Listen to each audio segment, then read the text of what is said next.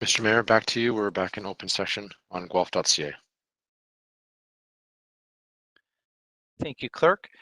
So to the public, thank you so much for joining us again. We did have our closed session meeting.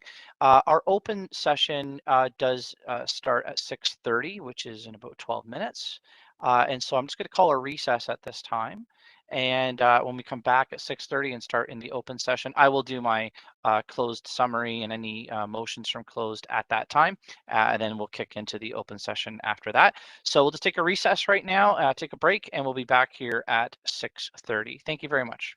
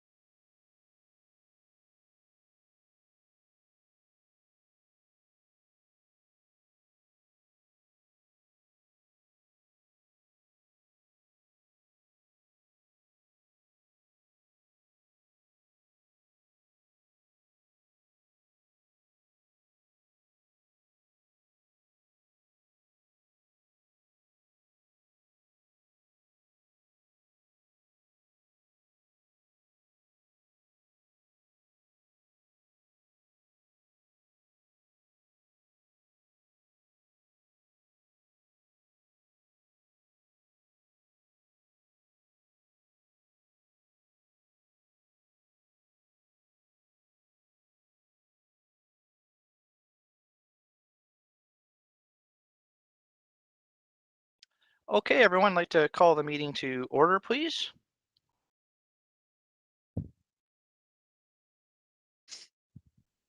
Thank you. I think we have everyone tonight, but I will just indicate some regrets here from Councillor Hofflin, okay? So Councillor Hofflin sends official regrets.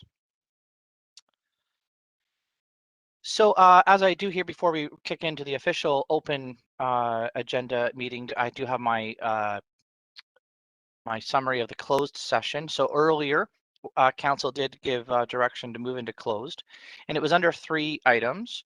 The first one was the November 2021 public appointments to advisory committees of council and local boards. And I'll ask Councillor Alt to move something in just a moment on that.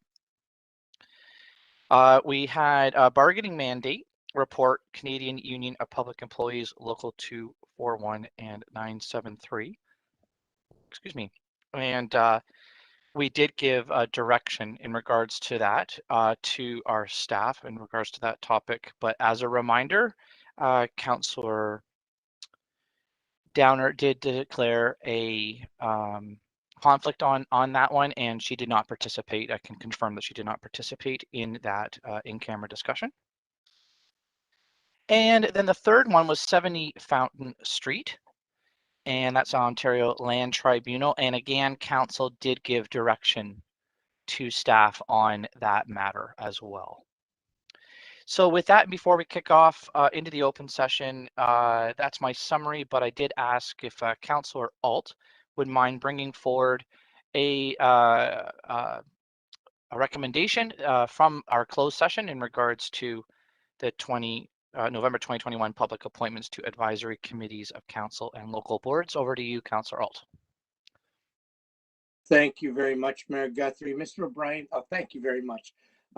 Moved by me, and if Councillor Gibson or somebody would be willing to second that the following individuals herein named be appointed to the following committees, advisory committees of council and local boards for 2021,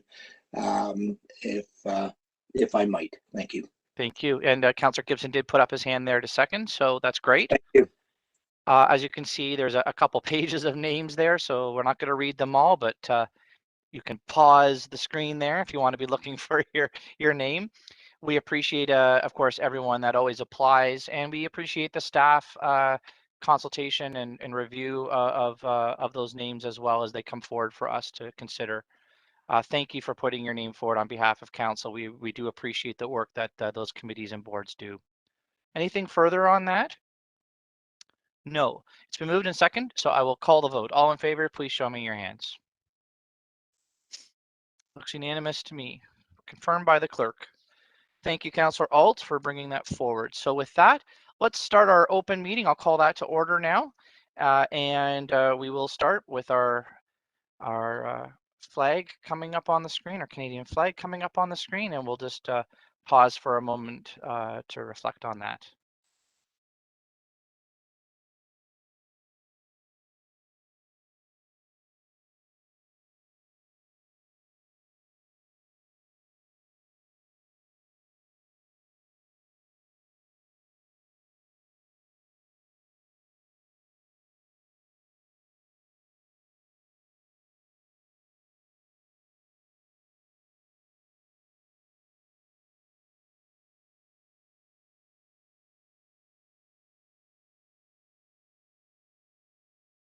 I was just having a little bit of audio difficulty. We'll take a quick pause and I'll be right back.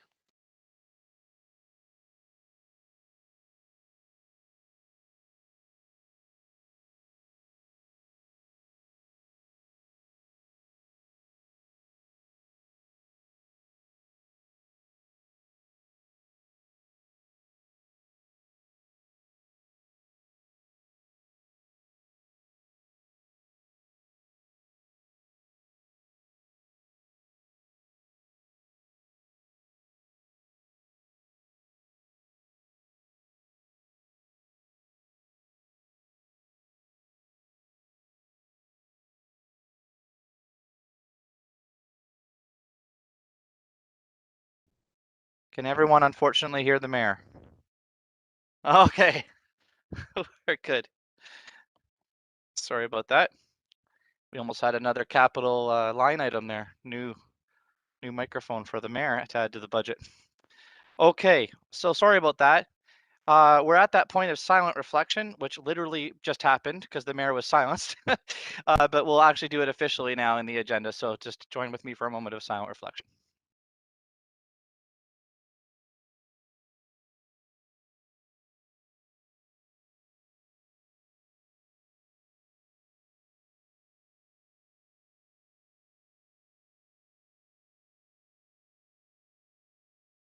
Thank you, everyone. And our territorial acknowledgement. As we gather, we're reminded that Guelph is situated on treaty land that is steeped in rich Indigenous history and home to many First Nations, Inuit, and Métis people today. As a city, we have the responsibility for the stewardship of the land on which we both live and work. Today, we acknowledge the Mississaugas of the Credit First Nation of the Anishinaabe peoples on whose traditional territory we are meeting tonight. Now, is there any disclosure of pecuniary interest or any general nature thereof for the items that are in front of us tonight? I know there's a couple hands that are going to go up. Again, I'm sorry you have to keep repeating yourself, but Karan and O'Rourke, go ahead.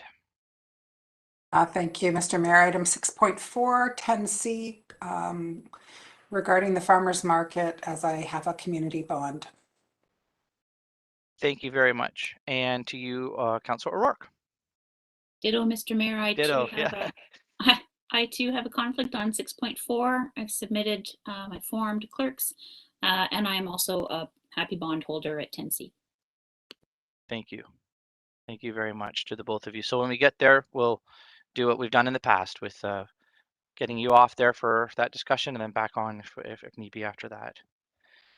All right, confirmation of minutes. And I'm looking for someone to move the minutes for October 12th, 18th, and 20th for 2021 be confirmed and recorded without being read. Would someone be willing to do that for me, please?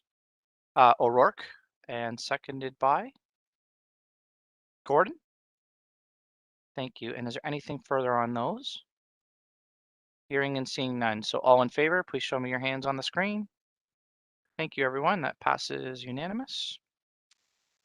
We are at the consent from committee, and I will just do it as I normally do, which moves through them and see if any of them need to be pulled at all. Believe the first one will be pulled, but I'll just say it out loud. Internal audit work plan for 2022 to 2024, and Councillor Downer would like to pull that one, so I'll make sure we circle back to that. Use of corporate resources during the election policy update.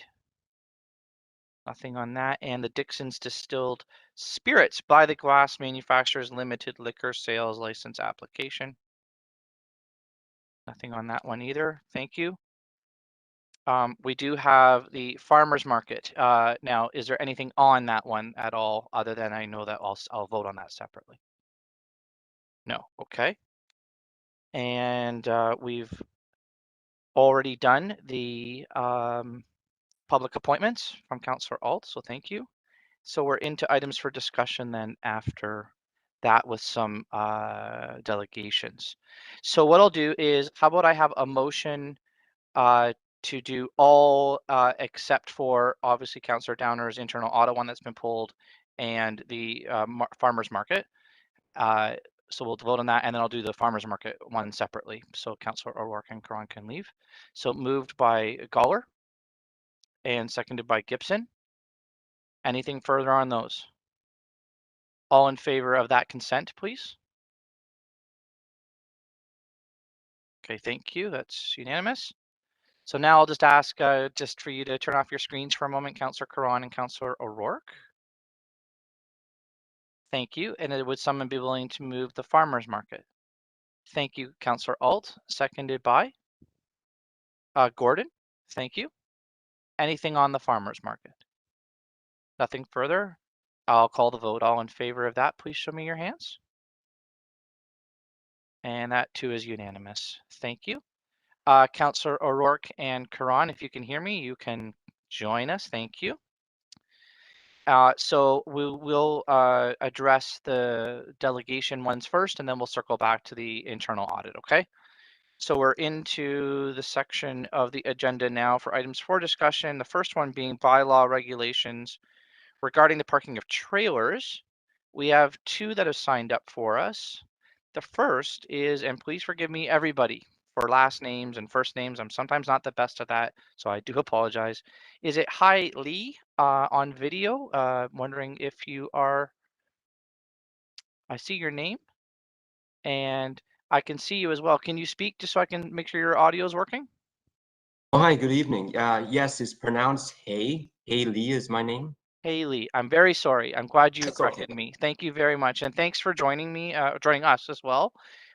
Just so you know, you have up to 5 minutes if you need it for your delegation. I'll start the timer in a second here. I won't interrupt you, but if it gets to 5 minutes, I do have to interrupt you. And then stick around just in case there's any follow-up questions, okay? Hey, Okay. I will just go to my timer here. Just 1 second. Okay, the floor is yours. Go right ahead. Okay, thank you. Thank you. So good evening, everyone. My name is Hay Lee, and I'm a resident of Guelph. Thank you very much for allowing me this time to express my concern regarding tonight's debate on the proposed change or modification of the bylaw addressing residents who park their trailers in their own driveway.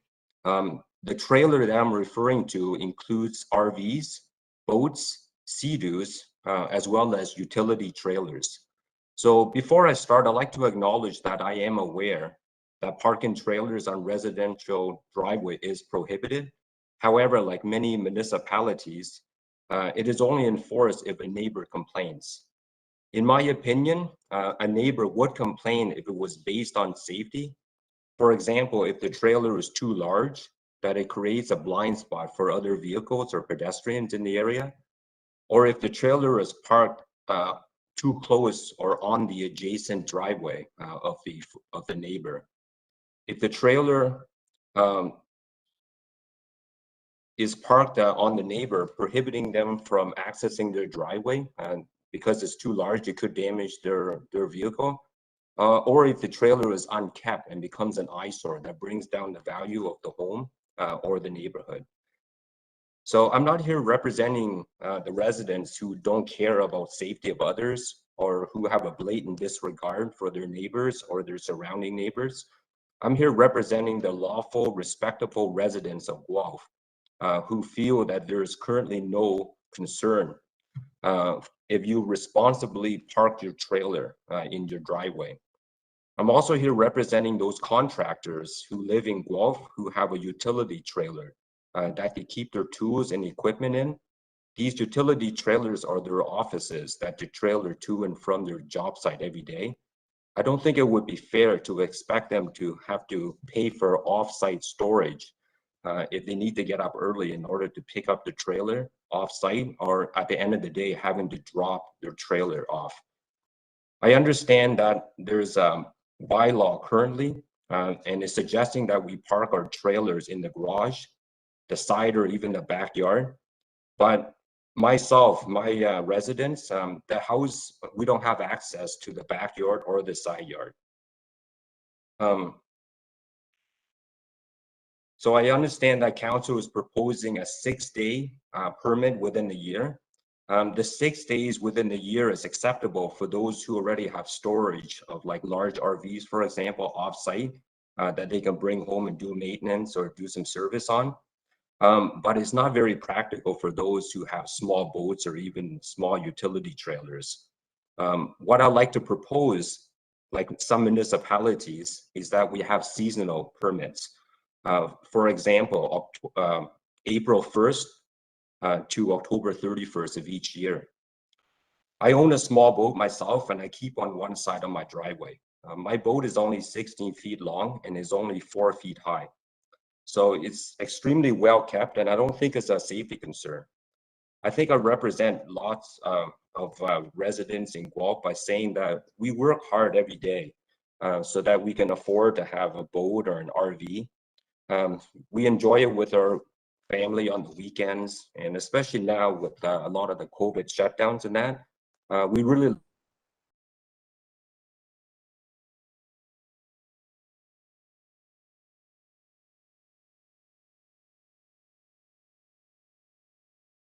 Hey, it's Mayor Guthrie. I'm just wondering if you can hear me. Okay, I think we lost him there. I think what I'm gonna just write down you're at 3 minutes and 51 seconds. So I'll just write that number down. And maybe does the clerk's office have the ability to, is there a phone number for him just to reach out, just to let him know? Yeah, Do you try that or? so you would have likely filled out the form for us, so we can certainly attempt to reach See out if you and can. oh, you have him back now. Oh yeah, sorry, I don't know what happened there. I got cut off. I apologize. Oh, that's okay. And you know what? Can you hear me okay? Just so I know. Yes, I can now. I don't know what happened. Yeah. Okay, not a problem. So I stopped the clock for you, so you're not penalized here Okay. for Okay. internet. Okay. Okay. So you were at 3 minutes and 52 seconds almost. So I'll Okay. start the clock and you can continue up to your 5-minute delegation. Go right ahead. Glad you're back. Okay. I'm not sure where I left off, where I got cut off from. You said you work hard like many other families, boats, recreational vehicles, especially with Right. COVID. Then you got cut off. At least you know Oh, the okay. mayor was Okay. listening.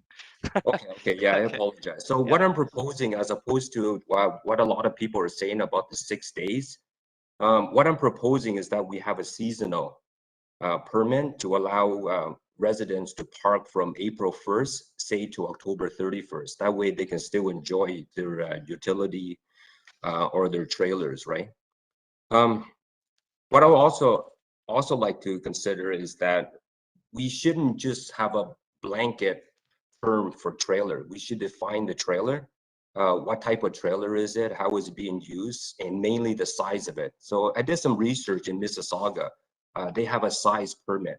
The trailer cannot be more than 7 meters long or 4 meters high, right? So that's what I'm considering, is that we give more thought into it, as opposed to just saying the term trailer. We need to define, especially the size of the trailer and what the intent is. That's all I have, and I No, that's great. appreciate you giving me this opportunity. No, thank you very much. I'll just stop the clock here. I appreciate it, and I'm glad you were able to come back. Mhm. Let me just see if there's a follow-up question for you. Okay. Let's Okay. go, Councillor Gibson, and then Councillor O'Rourke.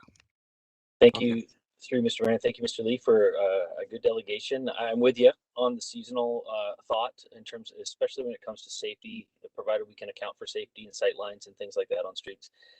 There's a logical seasonal time, our on-street parking timelines in the city. So I think it's March 1st to November 30th is the on-street parking allowance, after which time you have to get your cars off the street every night, between December 1st and February 31st for snow removal. So maybe I'll just pose that as, you posed out some dates, but would a logical timeline perhaps be that on-street parking allowance, where you can park on the street? Absolutely, yeah. And a lot of people that I've talked to that do own trailers, they don't park in the street. They park on their own driveway. Yeah, it's Right? a little Because known that is fact, very but reasonable. I'm going to ask this question to Mr. Godfrey or to staff afterwards, but it's a little known fact that you are in fact allowed to put your boat or trailer on the driveway, provided it's licensed and insured, for the on-street parking season of the year. It happened on our street, but yeah, so I'll take that back, but thank you very much for your delegation. Thank you. Thank you. And a follow-up from Councillor O'Rourke, please. Thanks, Mr. Mayor. Through you to Mr. Lee. Excellent delegation. Thanks for being here. I completely understand that the newer subdivisions absolutely can't, there is no side yard, there is no way to get behind that front wall of the building. A big concern, however, and I think you've just broached it, is the concern is that if you have a single car garage and you put your trailer or your boat or your RV there, that then you'll park your vehicle, your personal vehicle, on the road. But I'm hearing you say that's not the case. So I was just wondering what your response was to that logic. Yeah, I understand. I don't want to just give my situation. So I am fortunate. I do have a double driveway, and I park on one side of the driveway, and then my wife parks her minivan inside the garage, and I park my vehicle on the opposite side. So we don't park on the street whatsoever. That's why I think it's important that we have seasonal, because when people do park on the street, right, in the wintertime for snow removal. So we should have a time where we're not allowed to park on the street. But I believe most people that do own trailers, they set aside some room for the residential vehicles as well. Thank you. I appreciate that. Mm-hmm. Great. Thank you again for joining us. We really appreciate it. Okay. Yeah, thank you very much, everyone. Have a good Yep. evening. You as well. Take care. Yeah, take care. And our next delegation is Craig Ling, and I believe maybe joining us by phone. Yeah, I'm here on the phone. Yeah. Okay. Hello, Craig. Thank you so much. This is Mayor Guthrie, and thank you very much for joining us tonight. And just like the other delegation, you two have up to 5 minutes, and I'll start the clock right now for you. You go right ahead. Okay, thank you. Yeah, thanks for taking my call tonight. So yeah, I walked around my neighborhood and around my ward and spoke to a lot of houses that have trailers, and I'd say about 50% of them didn't even know there was a bylaw change coming. And I'm not sure that's not on you. I mean, that's on them. But every single household I spoke to, expressed dismay that there was even a need to make changes to the bylaw. Nobody I've talked to has even had a single complaint, lodged against them yet. And everybody I talked to was in full support of safety. Like, sight lines should not be blocked, trailers should not encroach on sidewalks. Like, nobody had any issues with that, and they all agreed that is important. Yeah, I understand in the current bylaw we can park in our side yard and our rear yard, but again, most houses don't have that luxury. They just don't make properties like that anymore. I own a boat myself. On the trailer, the boat's approximately 20 feet long. With the trailer is about 20 feet long and 6 feet high. So not that much bigger than a minivan, and probably less than a large pickup truck, especially, if it's a jacked up pickup truck. Boats don't have lockable covers. If I was to take my boat to offsite storage, I'd have to clean the entire boat out of everything, life jackets, all the equipment, all the gear, like 100% of everything, so that didn't get stolen every single time, because you can just unbutton the cover and hop right in. It feels a lot safer in my driveway that people aren't just or they could just take the whole boat away if they just back in. But it feels safer in my driveway that people aren't going to rummage through it. I know not everybody in the city, has the luxury of a large driveway. We purposely bought our house with an extra large driveway so that we could put a trailer in it and still fit our car in the driveway. And we never park on the road ever. As with the previous person that talked about it, like, coinciding with the times we're allowed to park on the street, that would probably work out great. I do think we need to at least have seasonal, but I don't think that helps people with snowmobiles and things like that. I'd hate to see a policy where they couldn't enjoy their activity either. And I've heard some people comment and see some comments about how people don't want to have a trail in the driveway because it affects their skyline or the ability to see the sunset. And I don't understand that one. Like, I don't see how a trailer in the driveway that's not much bigger than a car really affects, their sight lines of the sky or seeing sunsets and things like that. That seems like a real stretch to me. That's about all I have. So I'll give my time back. No, thank you. Craig, we appreciate you calling in as well. Let me see if there's any follow-up for you. And there is not, but on behalf of council, thank you again for delegating, okay? Okay, thank you. All right, take care. Bye-bye. Okay, I'm going to go. There's correspondence as well, everybody attached, as we saw there as well. So I'm going to go to Chair McKinnon for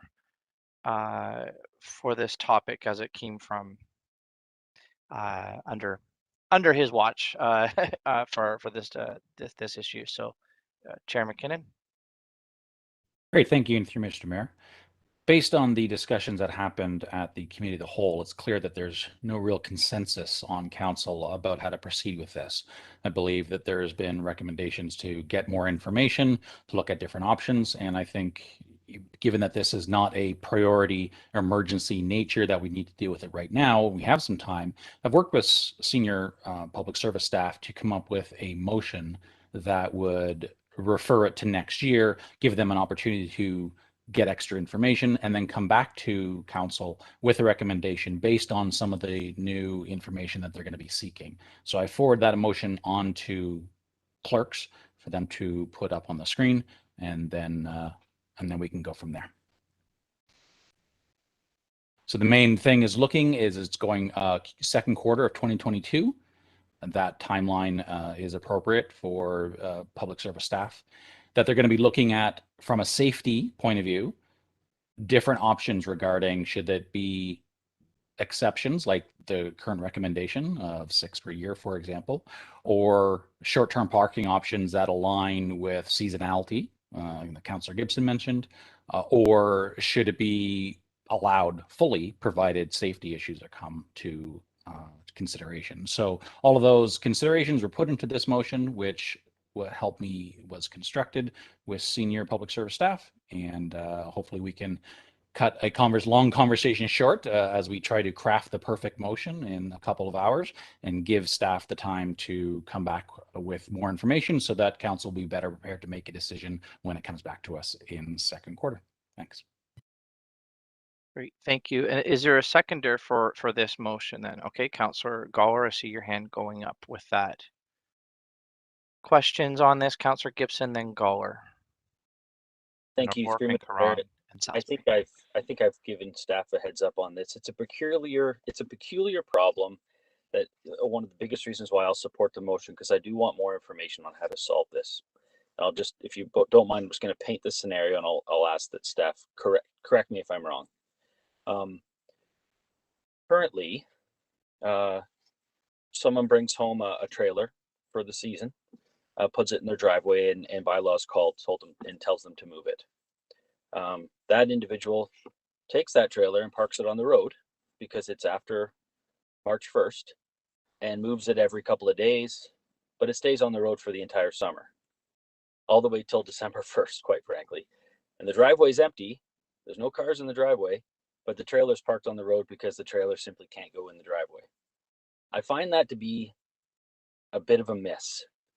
And that's why I want more information. And I've gone through this with staff. This has happened on my own street, quite frankly. A gentleman parked his boat on the road for the entire year, for the entire on-street parking timelines, simply because whenever he put it in the driveway, someone would call on him. So am I off base, staff, in setting that sort of case study example of why we should probably take a deeper dive and look at maybe seasonal opportunities to park in driveways just to get those trailers and boats off roads? Through the Mayor to Councillor Gibson, and also Mr. Godfrey has joined us, and so there may be questions. I refer to him, but you are correct. The traffic bylaw does permit trailers, but the zoning bylaw does not, which is one of the reasons why staff supported taking a look at this, Right. and can certainly include, I think some of that is referenced in the report, but we can certainly make sure when we're reporting back, we provide clarity on that as well, if that would be helpful. Thank you. Again, it's a peculiar problem that I would like to try and solve through this file. And that's a big reason why I'll be supporting the motion to have it come back with a few more options. So thank you for that. Okay, thank you. I just want to make sure I'm capturing the hands I got up. So just make sure I got it right. O'Rourke, Goller, Caron, Salisbury, Alt. And Councillor Alt's off the list now. So O'Rourke, please.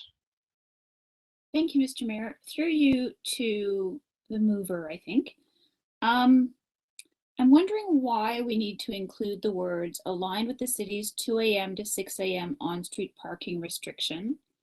The reason being that means April 1st to December 1st, which is beyond kind of the summer season for a boat or trailer, and would be a lot more permissive than the no parking at all, which exists right now. And I mean, a lot of our neighborhoods, the newer neighborhoods, are very congested with on-street parking. And I would like staff to come back with a recommendation on what seasonal means. Because there are 4 seasons, and April to December is not one of them. So to the mover, I'm just wondering why align it with the on-street parking restrictions? Thank you, through Mr. Mayor, specifically because you are currently allowed to park it on the roads.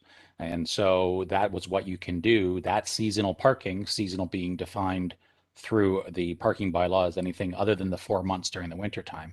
And so it's currently allowed. And so that's just one of the things to look at is what options exist regarding parking in driveways during that time. If you can park on the road, should you instead be parking in the driveway during that window? And that's why the seasonality is being looked at. It's not about seasonal, but the types of vehicles, whether it's a skidoo or a boat, that's irrelevant. It has to be aligning with the current City of Guelph parking policies.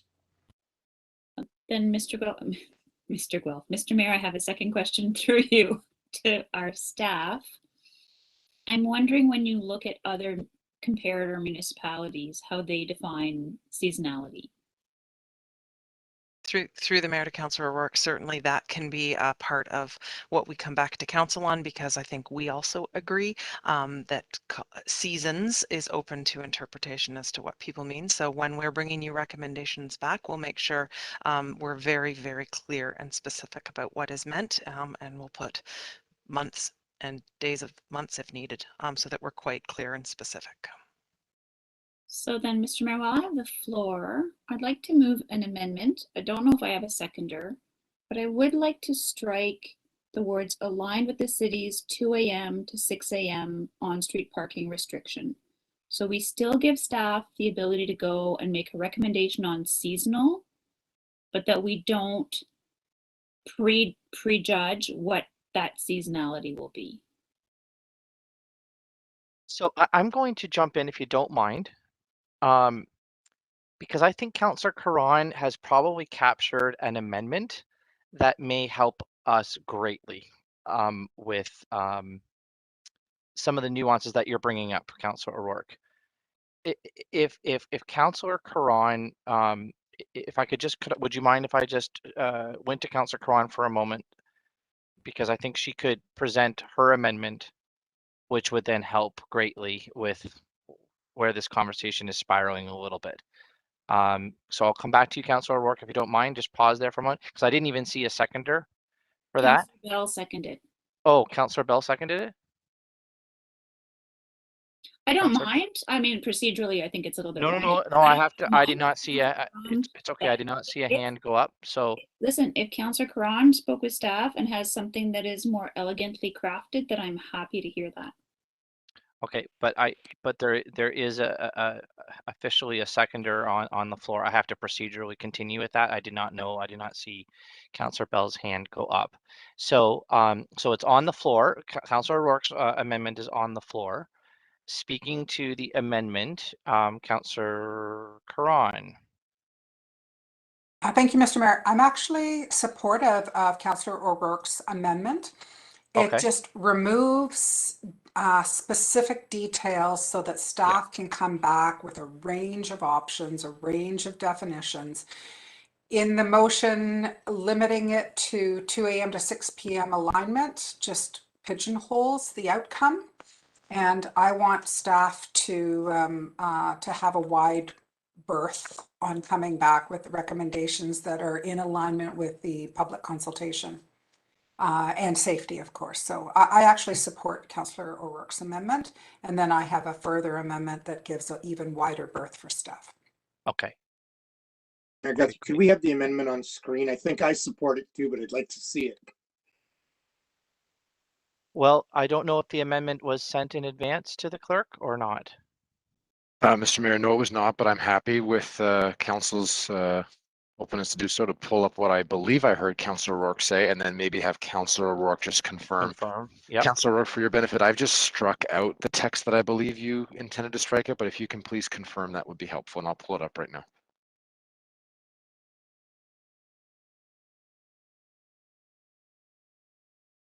That's correct. Okay, so that's been confirmed. So the amendment is the striking out part there, okay? Or the struck out part. The part that's struck out.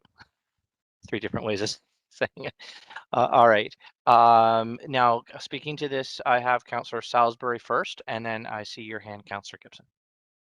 Thank you, Mr. Mayor. I'd like to ask the original mover for just some clarification. On the surface, I would tend to support this, but I suspect that there was a specific reason for mentioning that condition, and I believe it's my understanding has to do with it reflects an existing reality and or problem. And so I think the intent of the motion was to say it as a minimum, and hence the perhaps something like but not limited to, as proposed by Councillor Caron, would have sort of captured that. But if the speaker or if the mover could just describe or explain what the rationale was for having that in, I'd appreciate that. Sure, and through Mr. Mayor. So again, specifically, there are 4 months of the year where no one can park on the road between 2 and 6 a.m.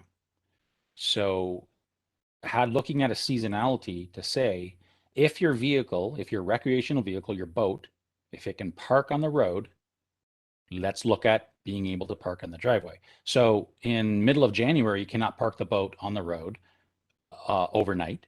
You cannot park it in your driveway overnight with this level of seasonality. So that's why it was aligned with that. The seasonality is being defined by parking, not about use, not about any kind of recreational use. It's about the seasonality of parking. And that 2 to 6 a.m. restriction is 4 months of the year that you can always park on the road other than those 4 months.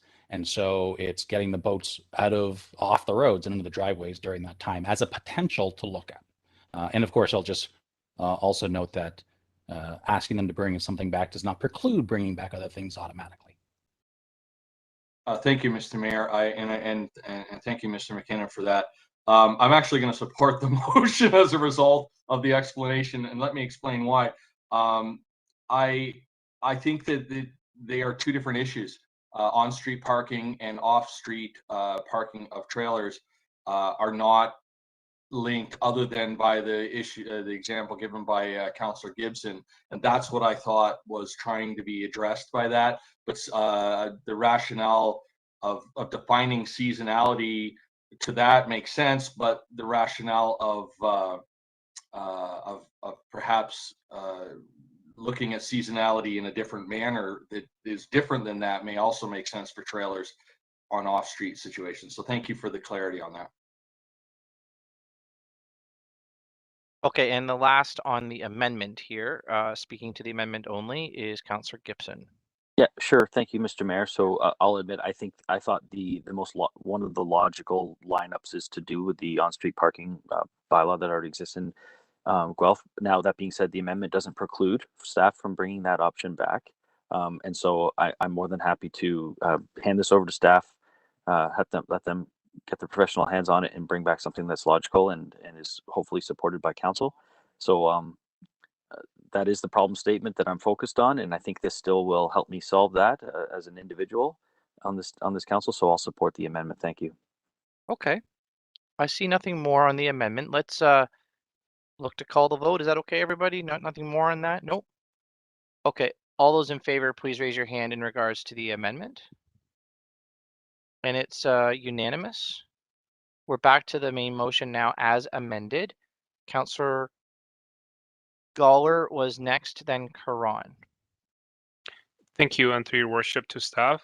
At the committee of the whole, I asked for some information about how many complaints you were getting, so we can understand how much of an issue this is as we decide to put it forward rather than addressing it tonight. If I could have some information on the volume of complaints that we have received about this over the last couple of years. Through the mayor, I'll probably ask Doug Godfrey to weigh in. I will say that we are seeing an increase because of, so Doug, I think we're at about 200 a year, but we are seeing an increase just in terms of the number of people who've purchased recreational vehicles since COVID, and so we anticipate this will keep increasing. Doug, did you want to say anything further? Through Mayor Guthrie to Councillor Gawler, DCO Clackbush is correct. Staff are seeing an increase in the number of calls regarding trailers parked in driveways, as well as they're seeing obviously more trailers. So we are experiencing approximately 200 this year, and we anticipated that, like DCO Clackbush said, to increase year after year.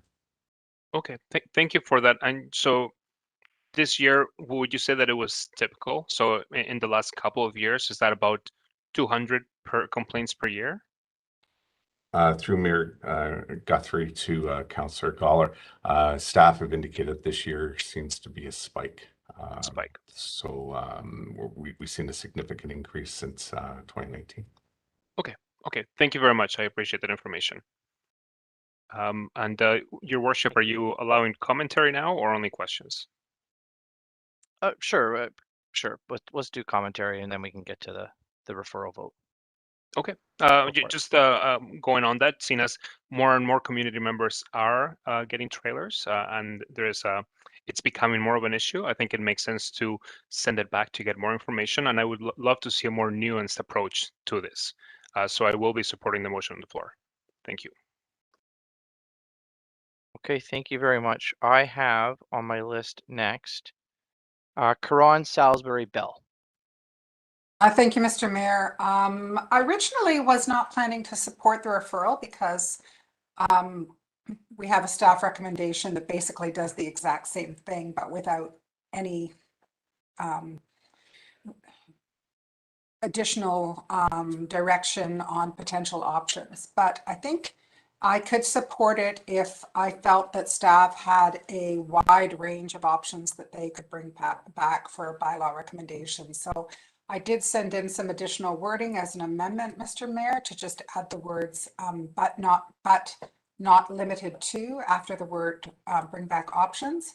That gives me the confidence that staff know that they have the ability to look at a number of other different ways of expressing this bylaw and recommendation. I see Councillor Bell is looking to, is looking to second. Yeah. Back to you, Councillor Karan is the mover of the amendment, and I can pull it up on the screen if you want. Sure. Yeah, I don't have anything else to add other than I just think that gives staff a little bit more wiggle room. Yeah. Let me just, I'm just hearing from our Deputy CAO to comment on the amendment. Go ahead. So through the Mayor to Council, we interpreted the wording of the original motion because it says to bring back options that include. We didn't take that to mean it couldn't include others. And so that is our interpretation. If it gives Council that satisfaction of those additional words, as Councillor Karan has suggested, we don't have concerns. It was our intention that we understood Councillor McKinnon's motion to say it needed to include these, but that we were to bring back options. That's great. I prefer the additional wording just for clarity. Okay. That way it's in the minutes. Great. And we're going to pull it up on the screen. Just now, we'll do that. Mr. Mayor, just for Council's awareness and Councillor Karan, you can correct me if I'm wrong, but what I've done is I've added in the wording, but not limited to per Councillor Karan's request into the motion as amended. Obviously, Councillor Karan had sent us it in advance of Councillor O'Rourke's amendment, so you can see the change there. So, got a thumbs up from Councillor Karan on that, and it's still it's already been moved and seconded. So is there anything on this, or can I call the vote on that added language? Looks like I can call the vote on that. Good. Okay. All in favor of the added language for that amendment? It looks like unanimous to me. Yep. Okay, perfect. Back again to the main motion as amended. I had Salisbury, and then I had Bell, and then I'm back to O'Rourke. Thank you, Mr. Mayor. I will actually start off with a very quick follow-up question to Councillor Goller.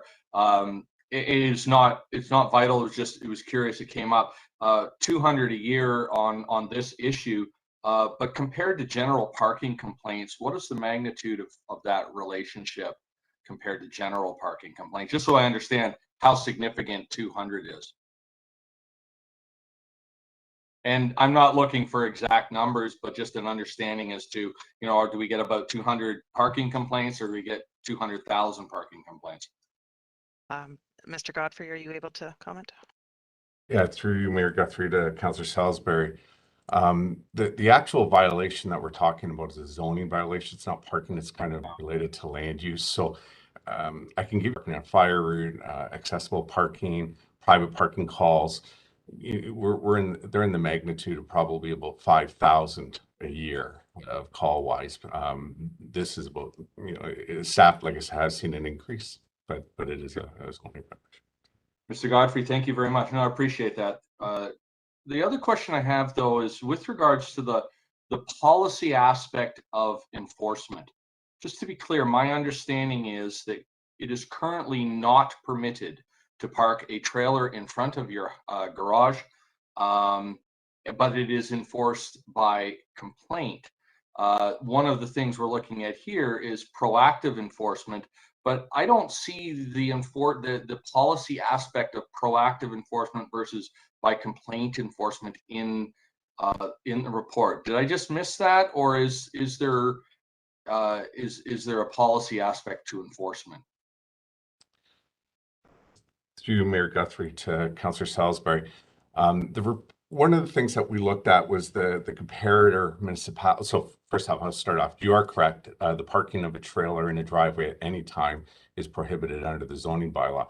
Currently, right now, at the will of council, we've been asked to use some discretion at that and to come up with a kind of a permission and to report back to council as to options to allow for short-term parking, and that's why we're here today. With respect to the policy, what we found was with our research and speaking to our comparator municipalities, they've indicated that you have to have a robust policy with respect to enforcement, how you're going to enforce it, if you're going to provide exemptions. So that was put in there, but again, it would be fleshed out during the next report that would come back as to how we would do that. Staff have heard from council that they would like a mix where the complaint is received first and then we go into follow up. So that's stuff that we'll be bringing back in the next report.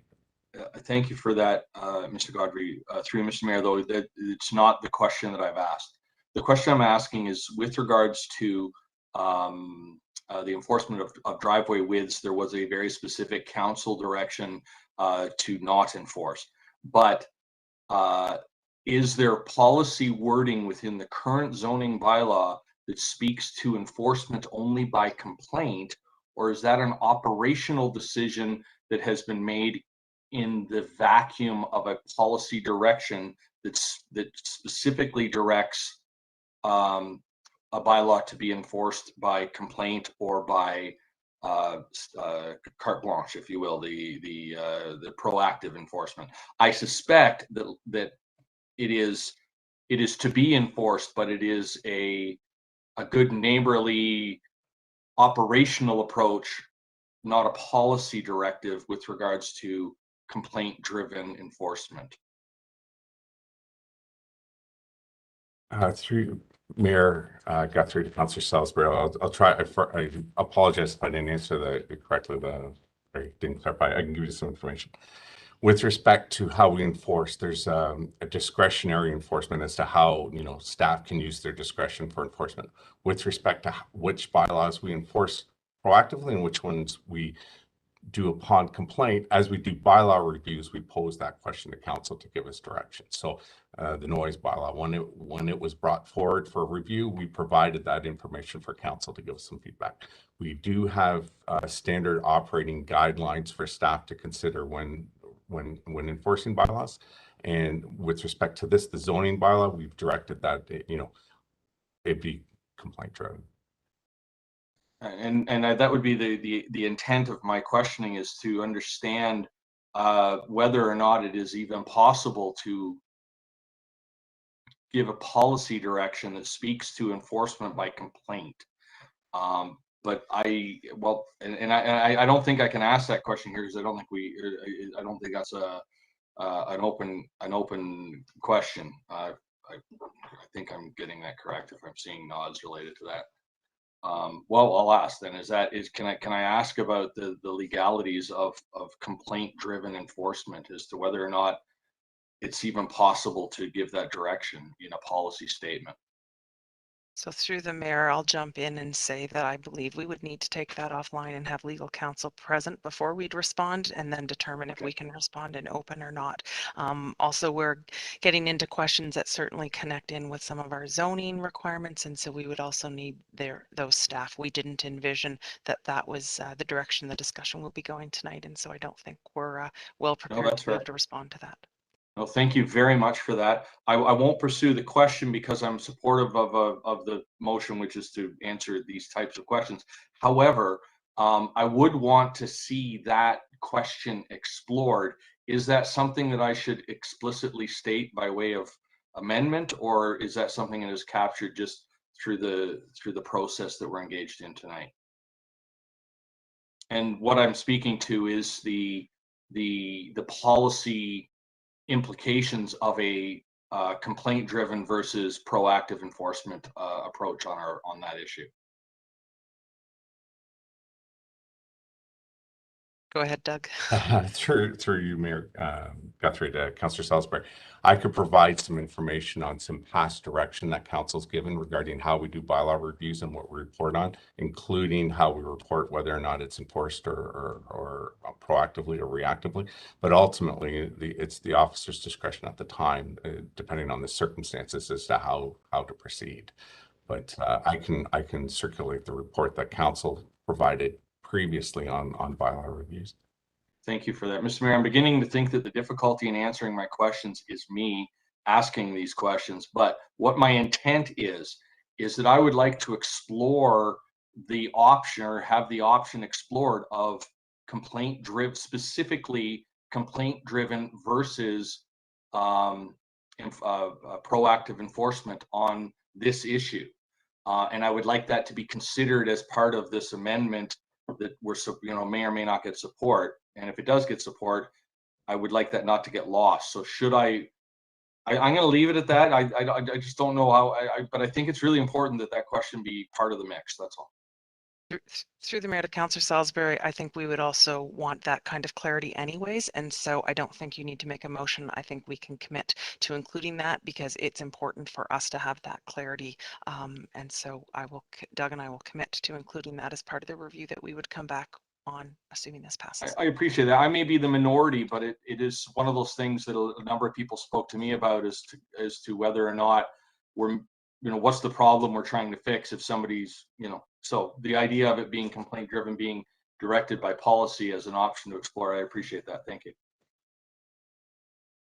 Thank you, Bill, then O'Rourke.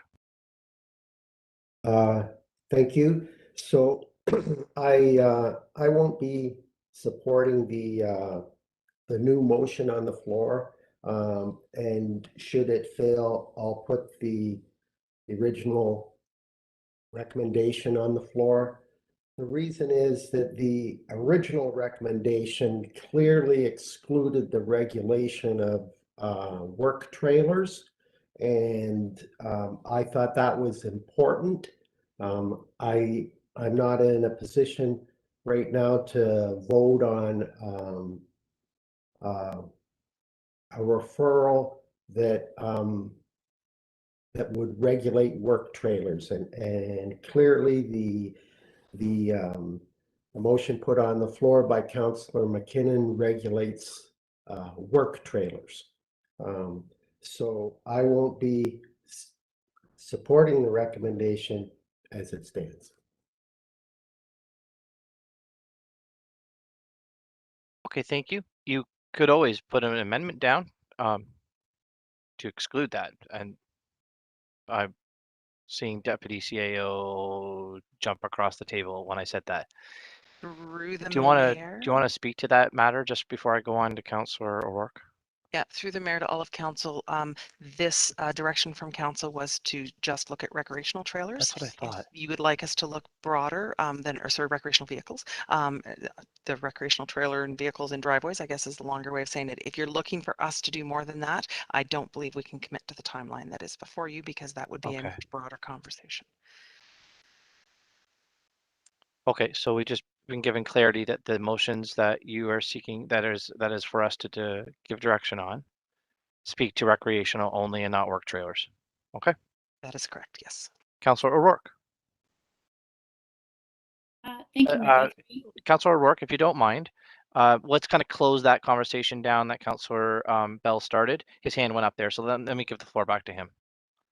Yeah, the recommendation on the floor would regulate recreational vehicles and trailers. The previous recommendation from staff regulated recreational trailers and recreational vehicles. It did not include work trailers. So regardless of what the intention is of staff, the motion on the floor would regulate trailers. Do you want to just respond to that, Colleen? Yeah, through the mayor. And again, we're into the semantics of the wording of motions, which I don't mean to take away from it because I completely understand what Councillor Bell has seen.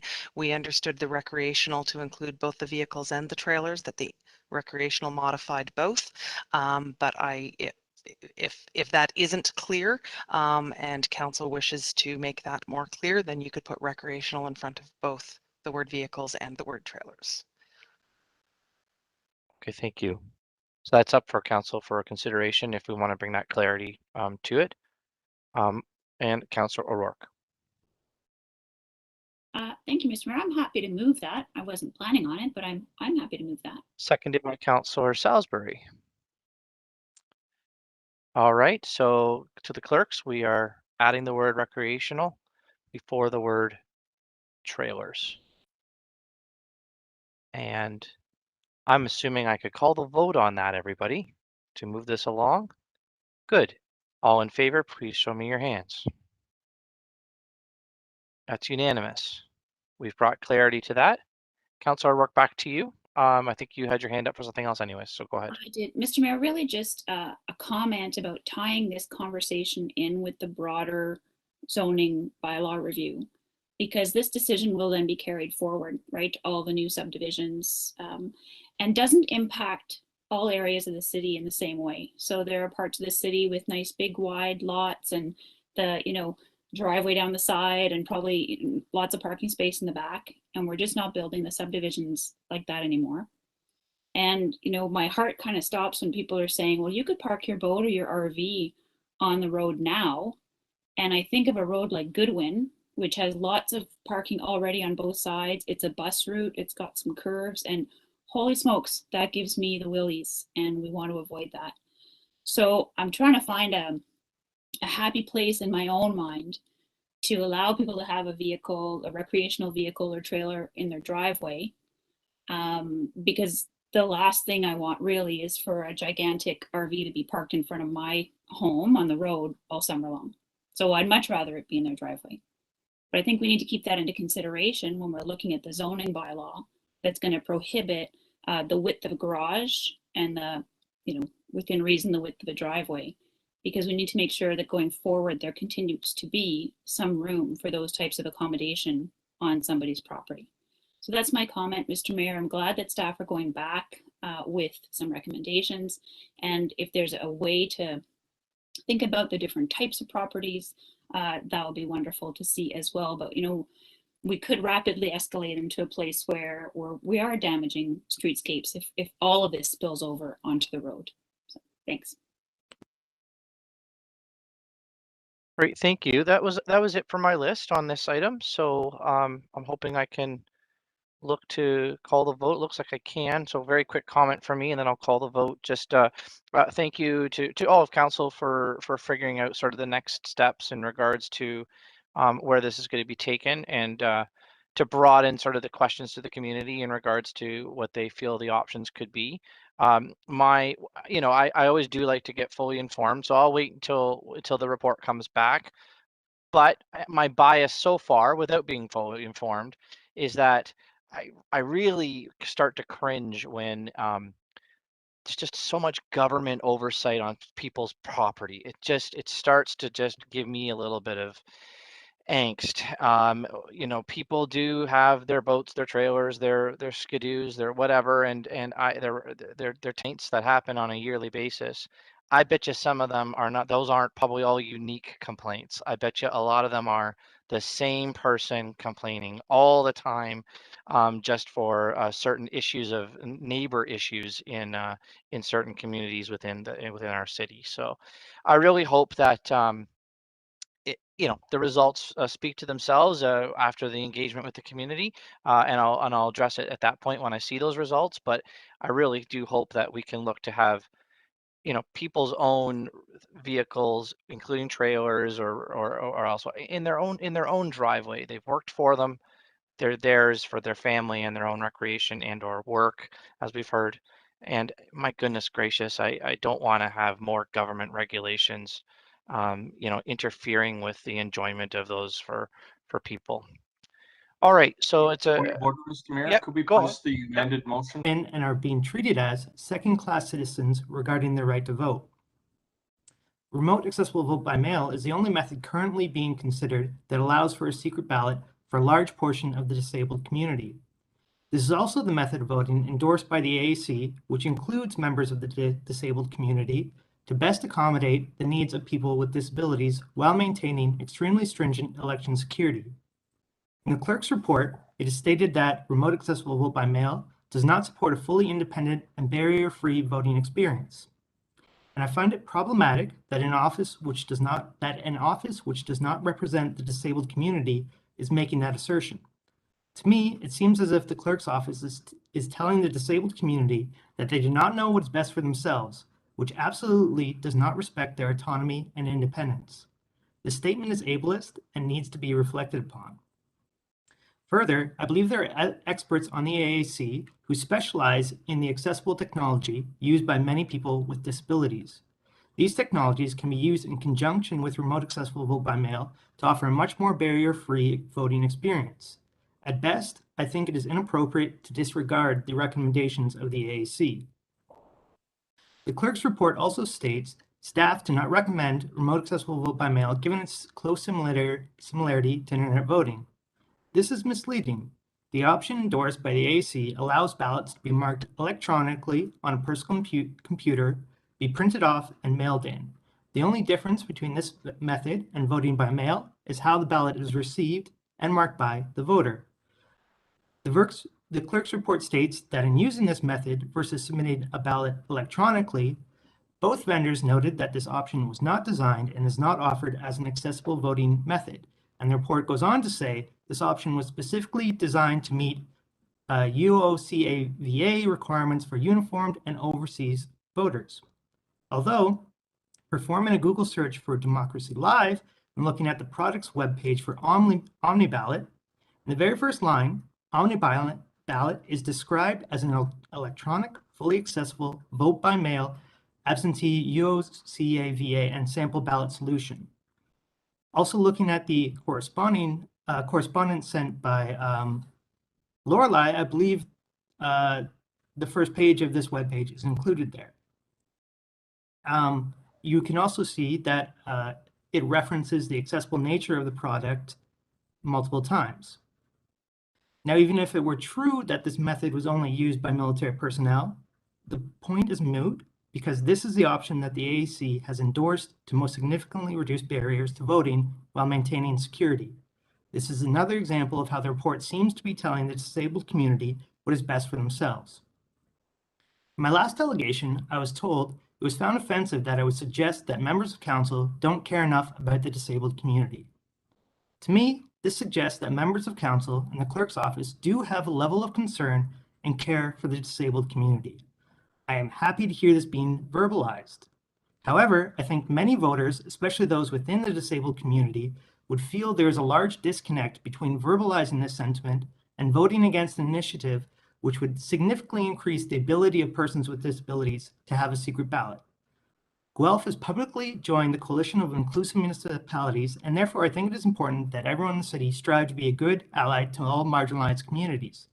One of the things a good ally does is to push past the feelings of uncomfortableness when it's brought to their attention that something they have said or done could be interpreted as implying they don't care enough about a specific community. It is important to set those feelings aside and to truly reflect upon how their actions are affecting a marginalized community. I believe everyone here wants to strive to be a good ally. I do not believe anyone here wants to pay lip service to the ideals put forth by the Coalition of Inclusive Municipalities, which include improving policies against discrimination, exclusion, and intolerance, improving practices to promote social inclusion, and to promote human rights and diversity. I do, however, think that voting against this initiative is not in line with these values, and I think that a lot of constituents would probably agree. I hope tonight you vote in line with the ideals. James, I'm sorry, I do have to cut you off there. I'm so sorry. I do hate having to do that because I know you're probably on the last sentence, but I got to stop you there. I'm so sorry. Thank you very much for joining us again. And let me just see if there is a follow-up question for you, okay? There isn't at this time. So thank you very much again. I appreciate it. Aaron Catton from Environmental Sensitivities Coalition of Canada, I think, is also going to join us by video. And Aaron, your name is popped up on the screen.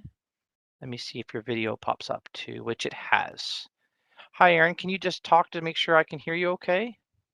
I'm Aaron Caton. Do you hear me? Yeah, you're coming through both video and audio. So thank you. That's great. Thank you for joining us. And let me just get ready to start the clock here, and you can go right ahead. Thank you very much. Thanks. Hello, nice to see you all again. I'm Erin Caton. I'm chair of the Environmental Sensitivities Coalition of Canada. I'm also a disabled single parent, and I've had access issues with in-person voting due to chemical sensitivities. In addition, I'm a Project Management Institute trained software project manager with a few decades of experience planning, testing, and launching online products. I'm also a homeowner, and I pay my property tax in Guelph, so I feel uniquely qualified to talk about the need for electronic mail voting marking. However, today I wanted to talk to you about process and ableism. It's my understanding that in the last meeting, the city or the council was going to circle back to the delegates to get more input and details, and I wasn't contacted by anyone. And while I greatly appreciate a few of the councillors asking questions of the delegates, I found a lot of the questions were directed at the city clerk, with no opportunity for the delegates to add further information. So there was an inequitable amount of time given to the clerk with zero rebuttals from the delegates. Many of the questions amounted to, do you think the options you're offering meet the accessibility needs of all disabled people? And the clerk said time and time again that he wasn't able to say for sure because that's not his expertise. However, every delegate who spoke directly said that that was not accessible for their needs, but the electronic ballot marking was. Some questions to the delegates appear to be trying to cast doubt on their need for this product, and it's not your job to means test individuals on their disability and their limitations. It's your job to listen to disabled constituents' needs and make voting accessible by approving budget options identified by the experts. And the delegates and members of the AAC are the experts. I emailed every councillor and the mayor links to many large news stories that outline the issue, and I trust you all have had ample time to go through them. I hope that you can see through those how the other options being offered by the city would not provide a secret, independent, accessible vote.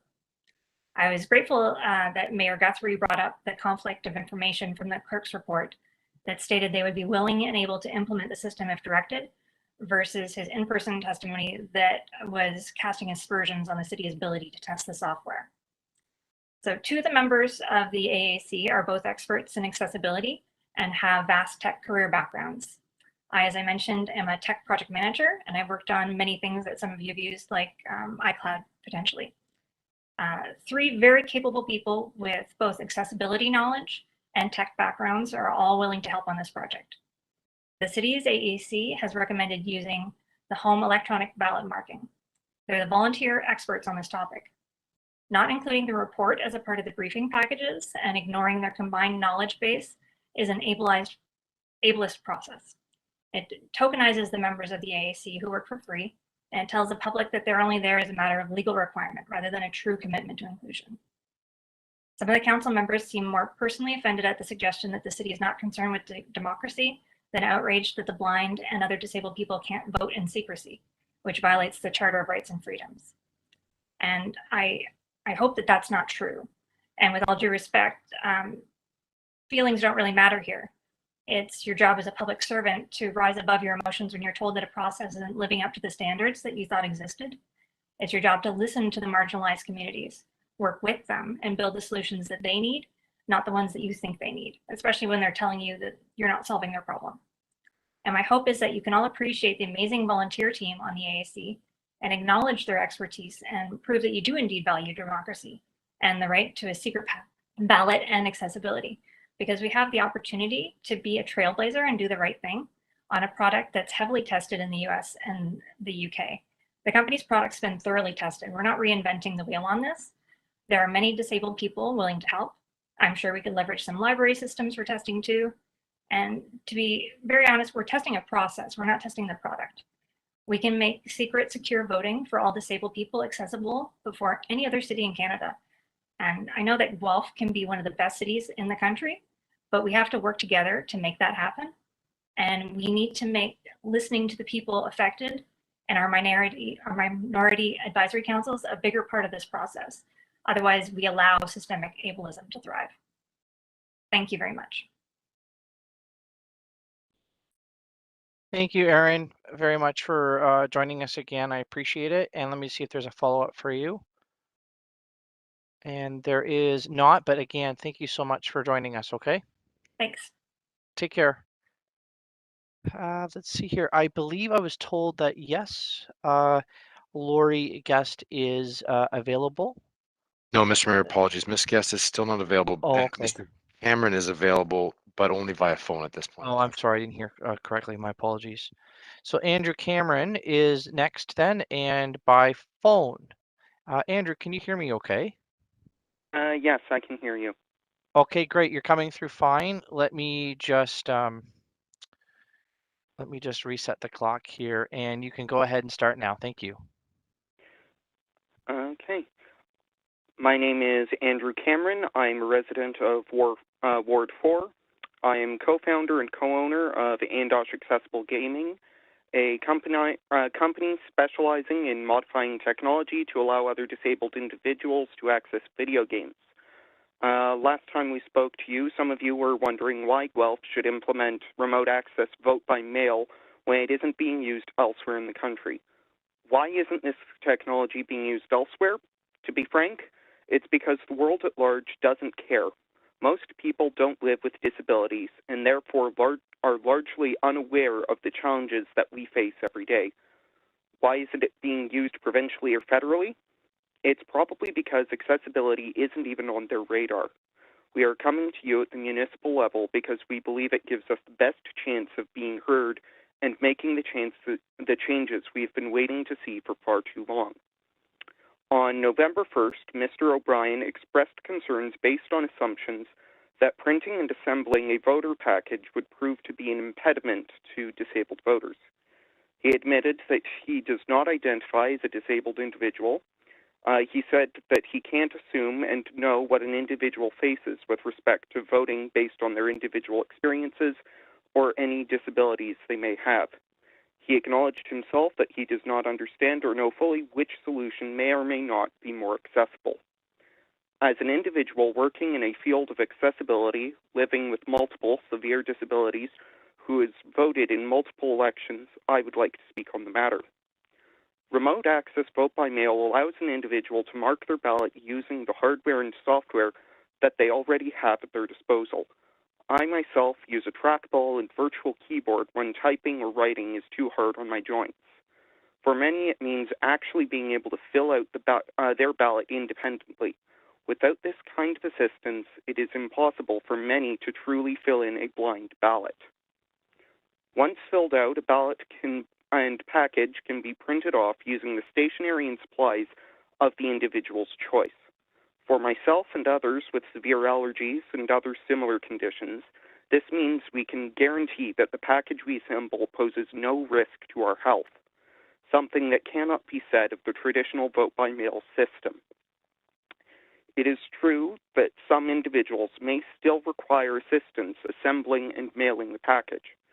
I would like to point out that there is a significant difference between asking a trusted friend, family member, or support worker to assemble a package with a marked ballot and being forced to receive assistance from a total stranger.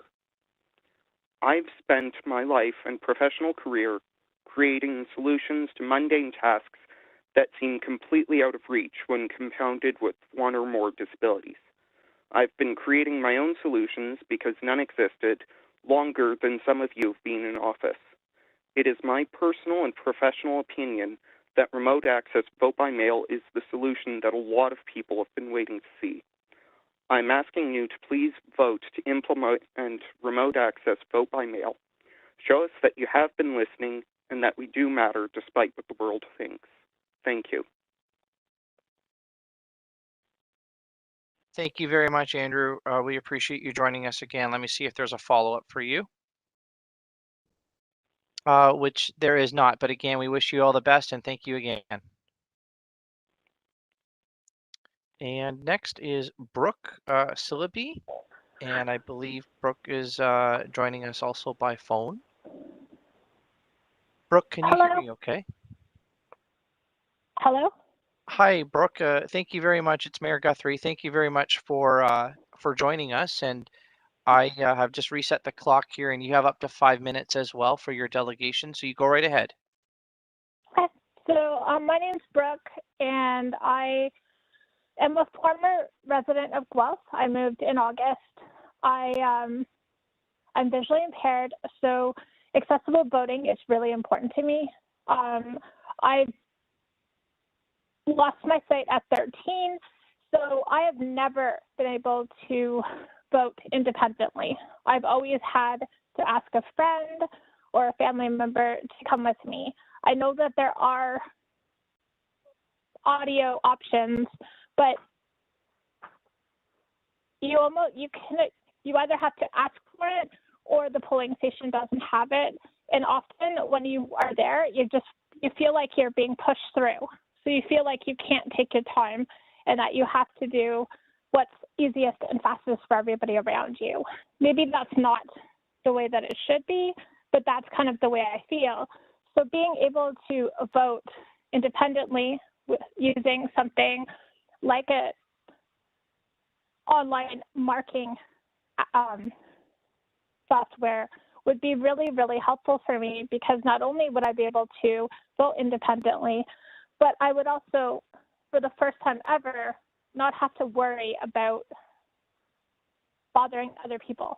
So having to ask somebody to come and help me, or asking the clerks at the ballot station to help me get the equipment that I need, because obviously it takes more time, and so often I feel bad doing that. Maybe that's not the way it should be, but it honestly is. So being able to vote independently at home would be so much easier. And I think that there's so many other people out there that this could be useful for, like, what about like a single parent, or what about somebody else with another disability? What about an older person? A lot of us feel like we're being a burden to other people because we're having to ask them to help us do our civic duty, and that's not the way it should be. Having somebody come into my home and help me, it's going to be it's still not going to be for me allowing me to be any more independent, because I still need to ask them to show me, to tell me the candidates, and also to show me where to mark. So not only is that not allowing me to be able to do it independently, but also with the risk of COVID, it makes a lot of people nervous having people coming into their house. So I really hope that you guys will realize that accessible voting is not only going to help us with disabilities, but it could also help other people out there. Thank you. Thank you so much, Brooke, again for joining us. And let me just see if there's a follow-up for you. And none at this time. So thank you again for calling in. We really appreciate it. No problem. Take care. Colin Perkins, I believe, is next. Your name is on the screen, Colin. So I believe video. Yep. And there's the wave. So you are coming through video. Can I hear you just to make sure audio is working? Yeah, is everything working all right? Yep, it's working great. I can hear you fine. Thank you. And I'll start the timer right now for you. Go right ahead. Thank you. So, hello, I'm Colin Perkins. I've delegated on the remote accessible vote by mail proposal before, both in the summer when it first came before council and earlier this month. I followed along with the discussion during last meeting, and I've read the latest memo from the clerk's office. And the impression I got from the meeting and the memo is that most of the councillors seem open to the merits of the proposal, but the major sticking point is the timeline.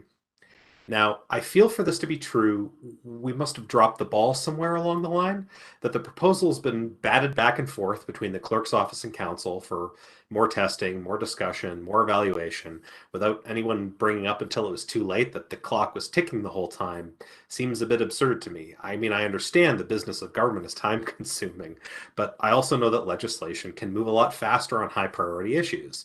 The fact that this issue hasn't been that high priority is evidence of ableism, the kind of passive discrimination that lets issues affecting minorities kind of fly under the radar while other stuff is deemed more important. Now, last time this was discussed, many of the councillors were adamant that they cared about the issue and are committed to making Guelph an accessible city, and I wholeheartedly believe that. But it's easy to remember to care now, sitting around the table, metaphorical table, with the people it directly affects. It's harder to keep their needs top of mind in the weeks or months between hearing from them. And so the cycle repeats. Online voting was dropped in 2018 without an adequately accessible replacement. Eliminating its perceived risks was considered to be the highest priority, and the people who needed it were told that the city would find an alternative for this election. But the alternative recommended by the representatives of Guelph Disabled's community on the AAC in February is now being painted as infeasible. The people who need this are now being told they may have to wait again until 2026, like that's not so bad. Alternatives have been put forward in the clerk's memo, but we've heard from the disabled folks in Guelph that they will not be adequate, where remote accessible vote by mail would be. I guarantee you that there are others, including people who don't even know it yet, who will be unable to vote next year under the proposed system. People develop disabilities all the time. I might, you might, our friends and family might. Even if we are willing to write off 2022 and aim for 2026, which we should not be, what guarantee is there that this whole process won't repeat then? That another option will be brought up, debated ad nauseum, and then dropped for lack of time? We can't afford to kick the can down the road in the hopes that the next city council will solve this problem for us. And calls for more time for testing, engagement, reaching out to the community are only valid if that actually gets done, and if it would result in meaningful action. Last meeting, it was proposed that during the weeks leading up to now, the city council would reach out, the city would reach out to folks who delegated for more discussion. Neither I nor any of the other delegates I talked to have been contacted, and it seems to me in this instance that there's been pretty consistent and rigorous engagement from the community's end. Just talking to folks from my neighborhood, I happened to speak to an elections volunteer from the federal election who said she was embarrassed by how bad the accessibility was there and that she hoped the city could do better. And based on everything I've heard in these meetings and in the press, the disabled community has been pretty universally in favor of remote accessible vote by mail. So I feel it's my responsibility as someone who wants to be a good ally to throw my voice behind them. Per the clerk's response to Councillor O'Rourke's question last time this came up earlier this month, we haven't yet passed the drop dead date at the end of November to commit to offering remote accessible vote by mail in 2022. So I would urge council and city staff to do everything we can to make this work. Hire staff, allocate funds, keep this on the front burner. If difficulties arise, at least try to look for solutions before throwing up our hands and giving up. And if it truly is impossible to implement for the 2022 election, then make a legislative commitment right now, tonight, that the work get done before 2026. Not an idea, not an intention, a bylaw. We have a responsibility to our community, to our disabled friends, family, constituents, and citizens to ensure their rights are fully honored. We need to do the work to put our stated values of inclusivity and respect into practice as soon as we can. As soon as we can. Thank you. Thank you so much, Colin. Thank you, Colin, for doing that and joining us tonight. Let's see if there's a follow-up for you. And I do not know, none at this time. So thank you again for joining Mayor us. Guthrie. Take care. Cheers. Let's just reset my clock here. Laura Lee Root is our last one for this evening, and Your name has popped up on the screen, so I'm assuming the video will pop on anytime. Yes, there you are. Thank you very much again for joining us. And let me just test your, can you just test your audio to make sure it's coming through? Can you hear me? Yep, coming Thank through great. you. With that microphone, I think everyone should be able to hear you. Thanks. All right, over to you. Thank you very much. Thanks. Hi, I'm Lorelei Root. I'm a digital accessibility specialist, a disabled member of the community who can't vote independently with the current options. I'm also the vice chair of the AAC, the chair of the Municipal Elections Subcommittee, and I serve on a number of other boards and committees in Guelph, and also at a provincial and federal level in an accessibility advisory capacity. I could go on, but basically I've got a lot of experience here. I really want to start out tonight by saying that I don't believe that any members of council don't care about disabled people. In fact, I've seen many members of council fight really hard for accessibility issues in the past. Councillor Downer, who's my councillor, Councillor McKinnon, Councillor Goller, Councillor Gordon, Mayor Guthrie, and I'm sure there are others of you who advocate, and I just haven't had the chance to see it. So I don't believe that any of you don't care, and I think that's important to say. But after reading the clerk's report, I do believe you're in a really difficult position tonight. And I'd like to know how we found ourselves in this situation, because I worked really hard to make sure that we never found ourselves here. How is it possible that we've ended up running out of time?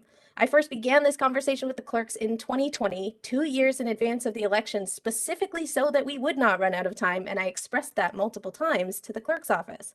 The AAC and the election subcommittee met with a representative from the clerk's office multiple times, and at that time they told us that they were looking into this option, but did not have the power to make this change without council's approval. So we brought it before council for approval, and at that meeting we were told that the clerk's office needed time to look into it. And that surprised me because they'd already had 6 months of looking into it at that point. I'd been looking into it with them. But either way, the clerk's office took that additional time, and at the end of that period of time, submitted a report to council saying that they would be willing and able to support council's decision should they choose to go forward with our APVM, even though they were still recommending against it. At that meeting, Councillor O'Rourke asked Clerk O'Brien what the drop dead date would be, and he said that the latest that they could know and still have enough time to implement it would be the end of November, which is still more than a week away. So anyway, at the end of that meeting, it was suddenly decided that the clerks needed an additional 21 days to look into it more and to reach out to delegates for engagement, which I should note did not happen. And now those 21 days are up and staff seem to be backpedaling and are now saying there is not enough time. So how did things get so messed up? I'd love to see some sort of investigation into that, honestly, because someone has dropped the ball somewhere and has not been transparent enough. And I'm understandably really frustrated. And I think the community of disabled folks who currently can't vote are owed some answers as to why we now face the possibility of being disenfranchised yet again. The thing that's been most frustrating, though, honestly, is the idea brought up in the clerk's report repeatedly that this option wouldn't actually remove barriers for the disabled community. I mentioned this briefly at the last meeting, but I need to say again that I find this personally deeply offensive. I'm not the first person tonight to call this ableism, and that's what it is. If the clerk's office wants to talk about budgets or timelines, that's fine, but to act like they understand our needs more than we do isn't okay. To tell disabled people that we're incapable of using the accommodations we're asking for is gross. It's not okay to condescend to us like that. We're not stupid, we're disabled. There's a difference. We can print and assemble our voter packages. If I were to come up to a building in my wheelchair and say, hey, can we put a ramp here so I can get inside? You wouldn't tell me, you know, looking at you, we're not actually convinced that you'd have the strength to push yourself up the ramp. We know you're saying you could, but we just don't really think you can. And even if you can, there's other people who couldn't. So ramps aren't accessible and we won't put one in. Like, that's inappropriate. And it's inappropriate to say it in this context as well. It's not the clerk's office place to speak about this, and it's so offensive to me that they would double down on that after I pointed it out as ableist at the last meeting and in other meetings, to be honest, and I just want to point that out. So here are 3 things that I would just like to ask you for tonight. First, I would really like to see a measurable action plan tied to a commitment to ending ableism in Guelph. Accessible voting isn't, it's the issue we're talking about tonight, but it's not the only issue that I've come up against ableism at an institutional and systemic level in Guelph. This is an ongoing problem that we have, and it's high time that we put an actual plan in place to address it. There are many people in the disabled community, including myself, who would love to work with the city on improving the current problem of systemic and institutional ableism and disability discrimination that's happening at the city of Guelph. The second thing I'd like to ask for is obviously I would really like our ABVM to be implemented in the upcoming election, but I understand that council's in a difficult position, and in the unfortunate situation that it's unable to happen, I'd like to see some sort of concrete motion made tonight guaranteeing the implementation of an actually accessible voting option by 2026, because none of the current options are accessible enough. I still cannot vote independently. In 2018, we were offered no accessible options and asked to wait until the next election cycle, and look where that's gotten us. We're being asked to wait another full election cycle, and people like me are still unable to vote. So we need a solid commitment that the disenfranchisement of disabled people ends here. And the final thing that I'd like to ask for. So sorry. I okay. I hate interrupting you when you say "and the final thing," and then I interrupt you. I'm so sorry. It's just over the 5-minute allotment. Now just stay with us just in case there's a question. Okay. Councillor Karan, Gawler, and Alt have some questions. Okay, so stay with us. Thank you very much. Thank you. Thank you, Mr. Mayor. My question is, what's that final thing you'd like to ask for, Lorelei? Oh, just that we could find out how this happened to make sure that it never happens again. Okay, and my second question is there a municipality that you're aware of where a fully independent accessible vote is possible? Yes, we joined hundreds of them in 2014 when we offered online voting as an accessible option. That's a truly independent accessible option. Other municipalities that have been faced with human rights complaints and lawsuits about accessibility have used online voting as their response to those lawsuits and human rights complaints from the disabled community. So that's usually the route that they go, but Guelph doesn't want to do that. Right. Press the mute button. Thank you very much for your delegation. That was a very powerful presentation. Thank you. Okay, Councillor Gawler has removed his motion. I'm sorry. Next, I believe was it Alt, and then O'Rourke and Downer. My question would only be ditto. It was the final thing. Thank you very much. Okay, thank you. O'Rourke and then Downer. Thank you, through you, Mr. Mayor, to Ms. Root. Thanks for your presentation. It's a bit of a sidebar question, but we're currently taking a diversity, equity, inclusion lens to look at the community plan. And have you and members of the disabled community been invited to participate in that piece from an ableist lens? I was invited to be a part of a discussion about ending systemic racism in Guelph and bringing a disabled lens to that discussion, and I declined and redirected to a disabled member of the community who is Indigenous, because I felt like that wasn't really my place to be a part of that initiative. But no, nothing in terms of ableism. I would love to be involved in that. I know a lot of us would. Okay, I appreciate that. Thanks very much. Great, thank you. And Downer, please. Thank you, through you, Mr. Mayor. Lorelei, the number one, can you go ask, can you just go over that again and sort of expand on that a bit, on how you see that, where you've seen it played out in other ways? Yeah, I have seen, so for example, the conversation that's going on, the very vitally important conversation going on to fight systemic racism in Guelph, and for BIPOC individuals, the Black Indigenous communities, that is an example of a conversation that needs to be happening, and that's great. And I would love to see similar conversations happening to support the disabled community. I've seen the assertion that we've decided to join the municipalities, the Coalition of Inclusive Municipalities, and there's no mention of any disability work or disability inclusion. So I'd love to see that added, but not at the expense of any other inclusion work that's going on. Obviously, it's very important work. So it's something that's missing from the work that we're doing around inclusiveness, is what you're saying. Yes, I constantly hear when accessibility is being advocated for, we're constantly being told that would be nice, but accessibility is too expensive, or it would be too ugly, or not enough people need it, or we've never done it before, so why would we do it now? Or, there's just all these reasons that nobody wants to They're all fairly discriminatory reasons that we're hearing from the city fairly frequently. I don't think intentionally. Yeah, that you wouldn't hear for on the other issues, right? Yes. So, okay, thanks. Thank you. Great, thank you. Laura Lee, I just have one question, maybe a little bit rhetorical, but I mean, really the ultimate accessible voting is online voting. Yeah, it's the implementation that offers the most options to be used by the most people. There are the most implementations for online voting to be used. I don't know why we decided not to do it anymore. I still really struggle with that, but I decided to be very solution oriented and say, okay, I respect council's decision. I will go away and find us another solution. And I apologize to the disabled community if I somehow dropped the ball on that. No, you did Trying not. really hard. You did not. You did not. And may I just say that we appreciate you. I hope it's okay that I speak on behalf of council here. We appreciate you. We appreciate you and everyone else that's delegated tonight, and the work that you've done, options you've presented.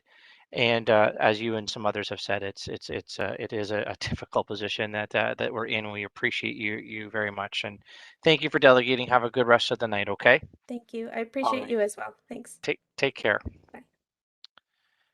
Bye. Did we ever get back to the first person? No. So we're No, good? unfortunately, Mr. Mayor, we weren't able to get a hold of Lori Guest, so. Okay. Okay. So that's going to be it for us tonight. Everyone, of course, there was some correspondence from Laura Lee there, and also, of course, the added memo that was attached from our clerk's department in regards to the issue between committee of the whole to today was also attached for our convenience and to the public as well for the last several days. That's been available as well. So with that, I turn it over to council just to see if there's any questions at all at this time. Councillor Gordon.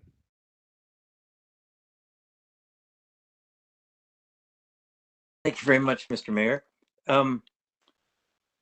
Despite Ms. Caton's correct observation that questions seem to have been last time we were here for the clerk more than for the delegates themselves, quite a few of the delegates this evening pointed towards questions that I think need to be asked of the clerk, which I am going to do now, Mr. Clerk. There is a few questions that were raised by especially Ms. Root at the end that I think need to be addressed. There was a lot in the memo that you sent, but I think for the public record, some of them need to be restated and clarified now. I think the basic one is a level of confusion to me. I think Ms. Root had an interesting point that when we last discussed this, we were clearly given the deadline of the end of November, and somehow that it looks like that deadline has changed and we've missed an opportunity. So her question, actually, I wrote it down, is how is it possible that we ran out of time here? Can you address that? Yes, thank you, Councillor Gordon, through you, Mr. Mayor. I don't know if it's I think my comments at November 1st was that the decision had to be made as part of at this cycle. So what I would just reiterate, this meeting cycle is what I'm referring to. What I would just reiterate is that we've got what I think is very limited time to make a decision on this, and it's unfortunate, and it's, you know, I heard some of the comments from the delegates in regarding timing and how things sort of lined up.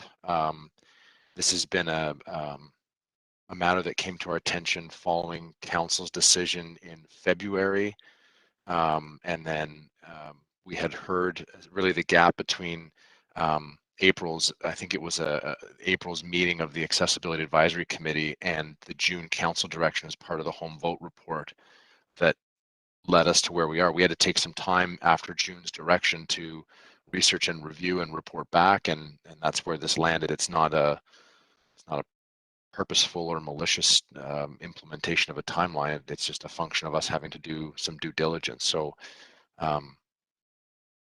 we're at a pinch point in this cycle as a whole, not November 1st or November 22nd, but in this cycle as a whole to make a decision. And what I was referring to is really we're at a difficult position at November 1st, recognizing that the final decision would have been made by council tonight at the 22nd.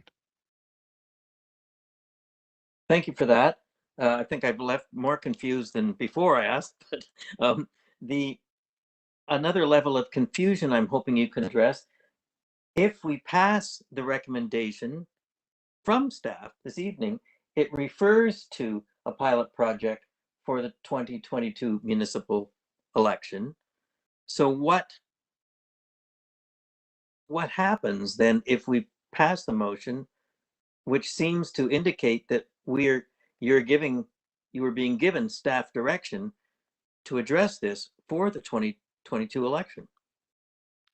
Yeah, through you, Mr. Mayor, to Councillor Gordon, the staff recommendation from the staff report originally on November 1st is and remains staff's preferred approach. The motion that came out of November 1st ultimately was not the staff recommendation. It was a motion moved on the floor in the moment, and it spoke of a pilot. At the November 1st meeting, I spoke to some of the challenges with the pilot.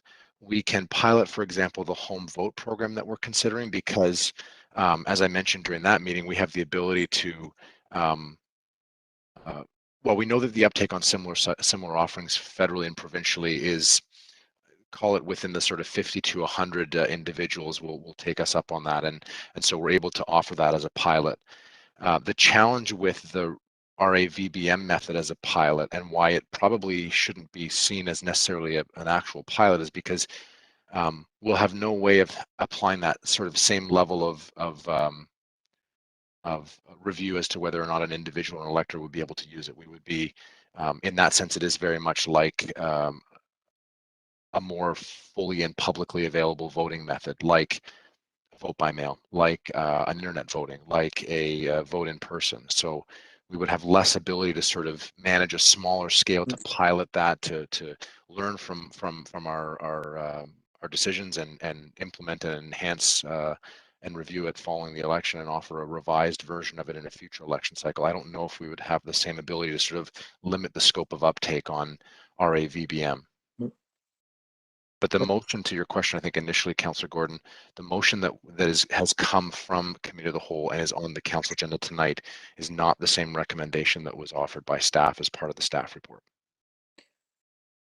I understand. Thank you. And sorry, I keep asking more questions, but that doesn't really answer for me what we have a recommendation in front of us this evening, and we could pass it. So then what?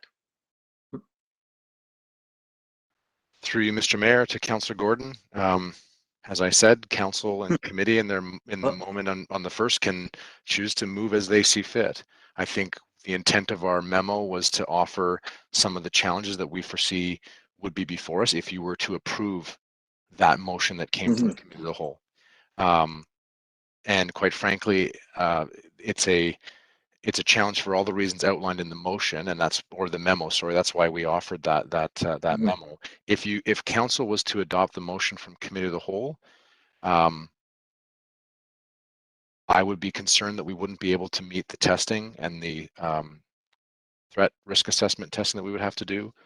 I would be working to attempt to get logic and accuracy testing complete, and I would be concerned about the voting method and the type of rigor we would apply to all the other voting methods not being able to be applied to this. Finally, what I would say is we don't have the resources currently to do that work. So it would be an awful, it would be a challenge for us to attempt to secure those resources and get those things lined up so that we could attempt to offer the same rigor and analysis on that method. So what would it take to get those resources? Through you, Mr. Mayor, to Councillor Gordon, it would take what we've outlined in the staff report. And even with the resource, the intent of the memo was even with the resource as an individual in play, we are now on the cusp of, I mean, it might not seem like it, but we're on the cusp of May 1st, a final decision. Procurement of this solution will take at least 4 to 5 months, 5 to 6 months. We've talked a lot about the provider that is omni-ballot. As I said on November 1st, we owe it to the marketplaces to, and actually we're I believe beholden to this as a public entity and as through public procurement rules to offer it and secure a vendor. And so it's the timing. It's really the timing. We could probably secure a resource in terms of a staff person or a contracted staff person to help us with that work. I don't know if the timelines line up for us properly. Mm-hmm. I understand that, and that's appreciated. And this was in the memo, but again, I'm just saying I want, some people probably didn't read the memo. I came to it late myself. So on behalf, I think, of the, I don't think I've ever seen so many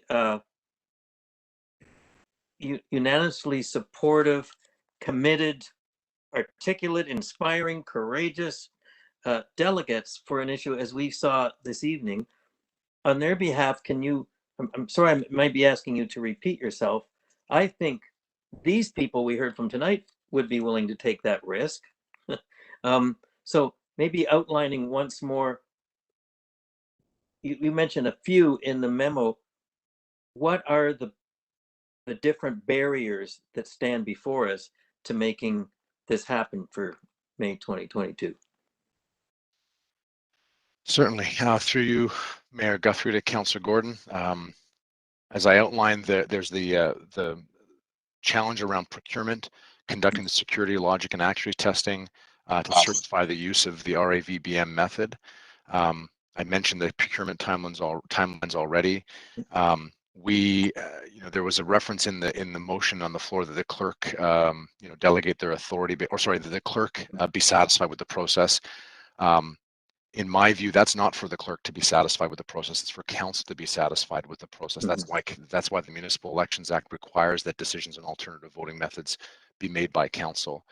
I don't believe that there is enough time to conduct a thorough legislative review of the MEA to ensure that the RAVBM method upholds the same legislative requirements and principles of the other voting methods. We would need to develop those security and integrity testing standards based on what we've seen in other jurisdictions, i.e. the United States, which has different requirements, different standards. And it's unknown if we could meet those requirements given the resources that we have. Those resources in the US, as I mentioned on November 1st, are centralized at the state level. Questions, I believe, were raised whether removing one of the other methods would be, an option. Vote by mail or the RAVBM method is one that would take a significant amount of time. And currently removing one of the other methods that we have planned wouldn't free up the capacity to be able to do some of the things we would need to do on evaluating the RAVBM method.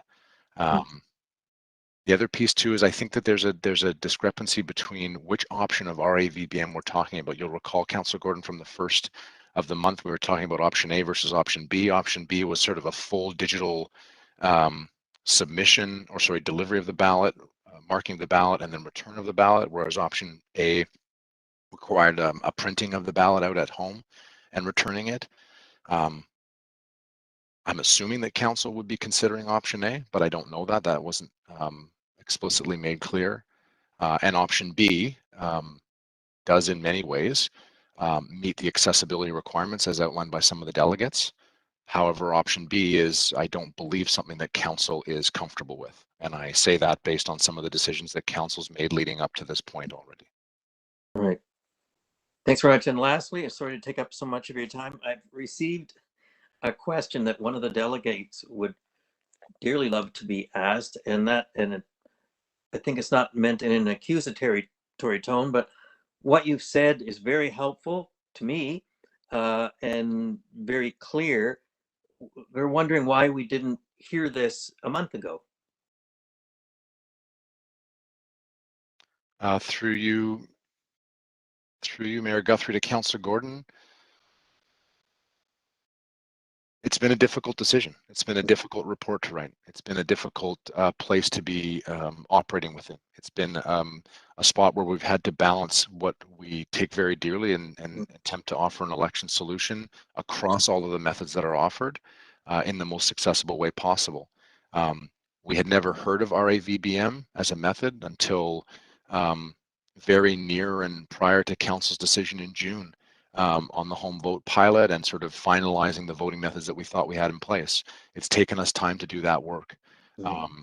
And I know how that comes across. I know that's how that sounds. I'm talking about a moment in time in June when we heard about this, and now we're here in November. We've got a lot of really dedicated staff in the clerk's office, and they're carrying out a lot of other activities and exercises in addition to election preparation. And we didn't certainly sit on it. We certainly reviewed it, and I know how this council has treated the decision on voting methods in the past, and the decisions that you've grappled with as a council when you've contemplated various voting methods. So we wanted to take the time to make sure we offered as much as we could, and we've learned. We continue to learn about this. My hope is that we continue to learn about this method leading into 2026, and hopefully can be in a better place to make recommendations to council that include things like vote by mail, vote by internet, ranked accessible vote by mail. I'd like to be able to offer a comprehensive review of that in advance of 2026. But I say that knowing that it doesn't help in the moment right now. So yeah. Thank you for that. Thank you. And next I have on my list, Councillor Downer, please. Mr. Mayor, just a few questions. To Mr. O'Brien, so how do we, I know you've put forward another possible motion in the memo about, doing further investigation for the 2026 election. How would we have confidence that that's done, or how could we get confident that that is done in a timely way? Because any option, even if the more accessible options, are going to take time, as you identified that it takes to make sure you can do all the logistics and accuracy testing and everything is really important in any election. How can we be confident that there's going to be enough time? Can you start earlier? Yeah, thank you, Councillor Downer. That's a very good question, and through you, Mr. Mayor. You'll recall leading into 2014, a decision on, if I remember correctly, internet voting, and in leading up to 2018 as well. It was near the deadline of May 1st in the year prior to the election. We took that very much to heart this time around and brought reports to council this time around well in advance of the May 1st in the year of the election deadline. That deadline's now changed. I think I mentioned that last time. It's May 1st in the year of the election now. That just does not work for the resources we have and the timing and all of the testing that we need to have in place. So we will continue to work towards the May 1st in the year prior to the election, which I think should give you some comfort, Councillor Downer, in that regard. But what we've learned from this process is we're going to be starting that cycle even earlier in 2026. So should council wish to lift that motion that we prepared and offered in the memo, in addition to whatever is offered tonight, depending on which direction council chooses to go, I would anticipate us starting that work sometime in late 2023, early 2024, and begin that ball rolling much earlier to do that work and investigation. It takes a lot of behind the scenes work for us, and we will lift every stone and not leave any stone overturned so that we can make sure that we don't miss on something like the RAVBN method. And it wasn't an overt miss. It's just it is so sparsely used, and I don't mean that in a negative way to sort of cast aspersions on the method, but it's so limited in its use cases that we just weren't aware of it. But we'll continue to do that work, and I suspect, Councillor, the simple answer is we're going to be starting a lot earlier. Is it possible for you to start with the accessibility committee rather than bringing them in later? Is to sort of have those discussions at the beginning, and rather than partway through? Yeah, through you, Mr. Mayor, we certainly have always engaged the AAC on these discussions in advance of every cycle. We did that in December of 2020. This time around, our first initial discussion with them on voting methods was December of 2020. We hadn't heard about the RAVBM until our report landed in February of 2021. And then the opportunity for council to make a direction and for us to make council aware of that came a couple of months later. So yeah, we'll continue to work with the AAC. We'll continue to have discussions with them, and we'll attempt to do that as soon as it's possible once we've evaluated all the options that are out there, because we'll also want their input on options that might not be targeted or intended to be targeted and tailored for the community that they represent. Yeah, I mean, there may be other voting methods that we could include as well. Certainly. So my next question is for the CAO. So what I've heard tonight and what I heard before is that there's a sense from persons with disability in our community that they're not part of the inclusivity work that we're doing in the city. And how do we change that, and how do we make that more of a priority in the work that we're doing? And is there some kind of direction that we need to give to staff to do that, or just sort of, I'm really sensing that, and it's true when we talk about diversity and inclusion, we don't often talk about persons with disability. It's true. Through you, Mr. Mayor and Councillor Downer, thanks for looping me in here, because this really is a corporate decision. This isn't a clerk's decision. You know, clerks happen to be the department that brings this thing forward, but it feels like it's sitting on Stephen's shoulders here, and it isn't sitting on all of our shoulders here. But I you know, that question, I wish it was Friday, because you'll see in the information reports that are coming forward on Friday, you'll remember that Sarah has been hired this year, and she's doing some great work for us in the entire sort of equity, diversity, inclusion lens. And you'll see we're applying the equity lens to support all of our decision making, but it includes all forms of equity, including accessibility, and you'll see that on Friday. So it's unfortunate, it's just time, and I wish it was last Friday, not this Friday coming up, but that's just a piece of work. And then we're introducing that work sort of into that corporate update, because that's where it belongs. And Councillor Downer, I think you're onto something. The focus is for 26. I think rather than sort of sit back and wait, maybe there's some key milestones in these dates that we put in here. So, and don't leave it to, well, what if? And then there's just, you know, you just have to have a deadline, and you move it through, and here's what we're aware of, and here's the risks, you know, because I think, you know, the clerk staff are being able to sort of point out, and that memo gives you all the risks. I'm not going to repeat all that. Councillor Gordon asked them. But it's a case of, if you're willing to live with that risk, we're willing to implement your instructions. But I think let's get that teed up so it isn't the months before, it's the year before perhaps. And that's where we sort of cut it off. And if there's folks that feel left out, let's put some milestones in that we report so that we can have that answer. Because, you know, of all the people on city staff, Stephen's the last one on anybody's list of saying, let's leave anybody behind. So let's not have that appearance if that's what it is. So maybe, I think you'll see some great stuff on Friday, you know, for our future state. Let's get some great KPIs in there. We've got a strat plan coming up on Q1. What is the KPIs that we have to put in here so that you're comfortable in the reporting back sequence? Our council as a whole, not you, Councillor Downer, you, but as part of the body whole. And I think we could really, you know, work on that with, if we get a motion in here for that future 26, let's make sure that we don't leave 23 without it resolved, so that everybody feels they've been heard. And so it is a bit of a disability question, but it's also the democracy question. They're not at odds, but let's just move it forward. And then, you know, so that you're also not in this position this evening. So that was a little bit of rambly for you just asking me one simple question, but I've split it into two. One's what you'll see on Friday. And then I hope if anybody's been watching this evening and they're not loving what they see on Friday, to let me know. I haven't heard back from folks on this issue, so I want to hear what they see on Friday. So if they want to text Councillor Gordon or others, let me know that, and we'll see if there's still something missing on Friday. I don't think there will be. I think people will be pleasantly surprised that regardless of COVID, the great work on some of our new hires to get that overall lens. And we're there. It's maybe not ready. It's not ready for now, but it's ready for our future state. I'll stop, Mr. Mayor. So just from a councillor governance approach, so you're suggesting that with the motion that Stephen has in his, or Mr. Bryan has in his memo, that we put some dates to that, or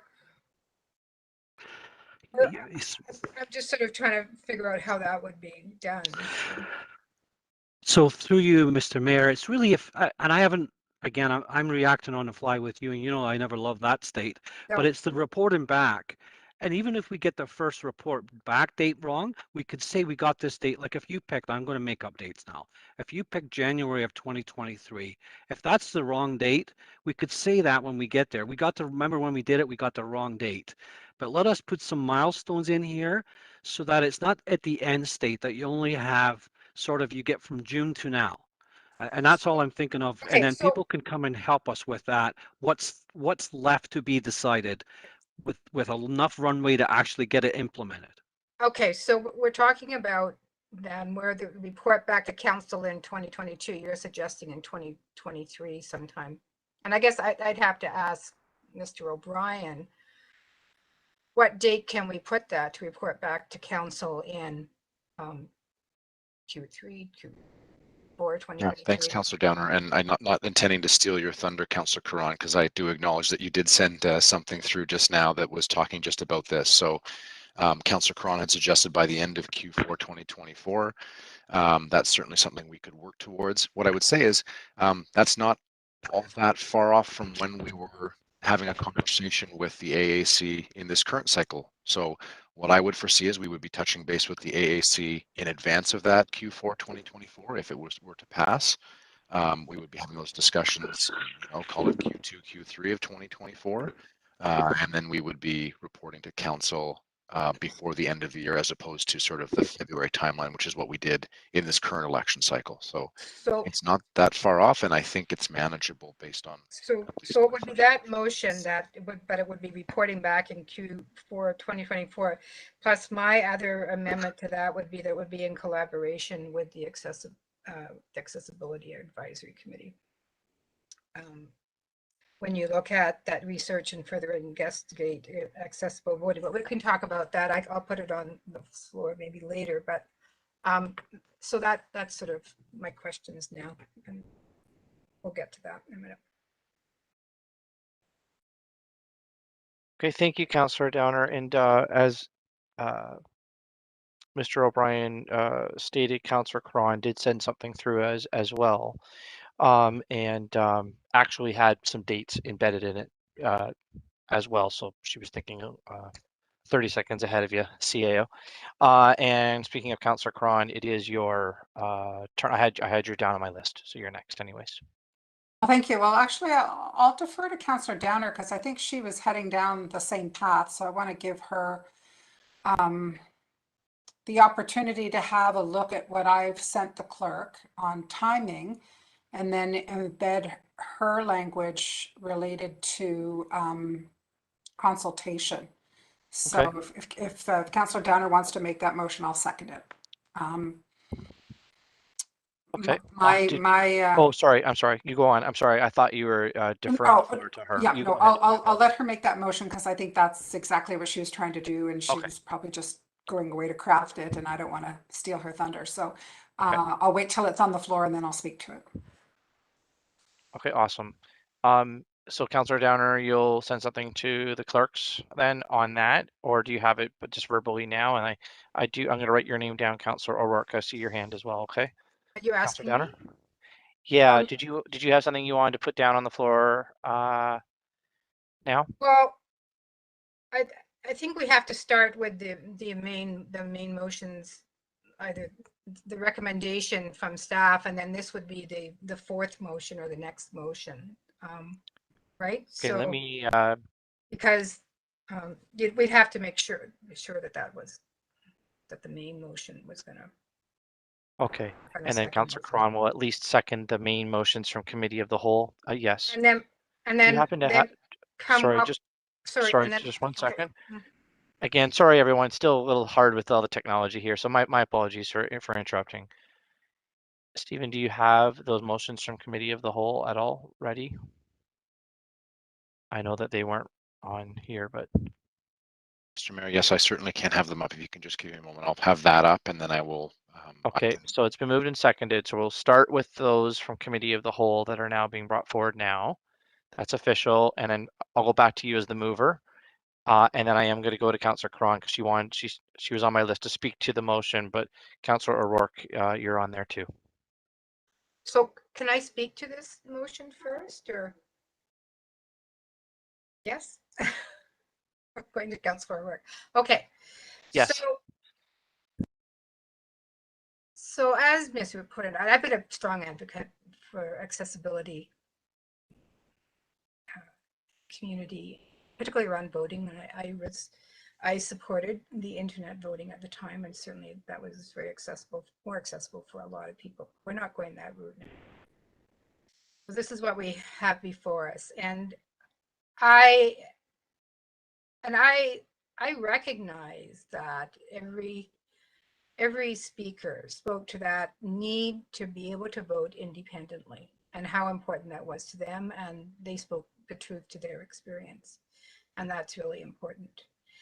And that independence, and I have people with disability in my family, I understand that desire for independence and how we as a community need to continually strive to ensure that persons with disability get to be able to do things without assistance from others, but to be as independent as they can be. And voting is very. However, Councillor Downer, I'm so sorry. We're just having trouble hearing you. Okay, We just I'm want just sorry looking about forward to that. get my. So, however, There you go. Thank you. there I go. It's when I put my iPad in front. However, what my concern is, and for whatever reason, the timing is the timing we have in front of us, and the clerk, Mr. O'Brien, in his role as a returning officer, has to have confidence in the processes that he has to deliver in election.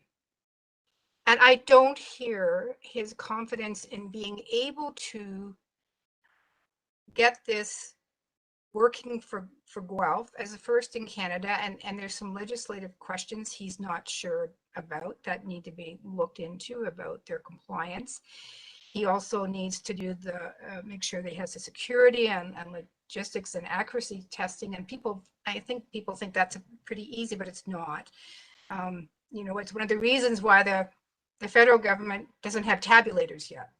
There's just a lot of processes that have to be done in order to get those types of things approved.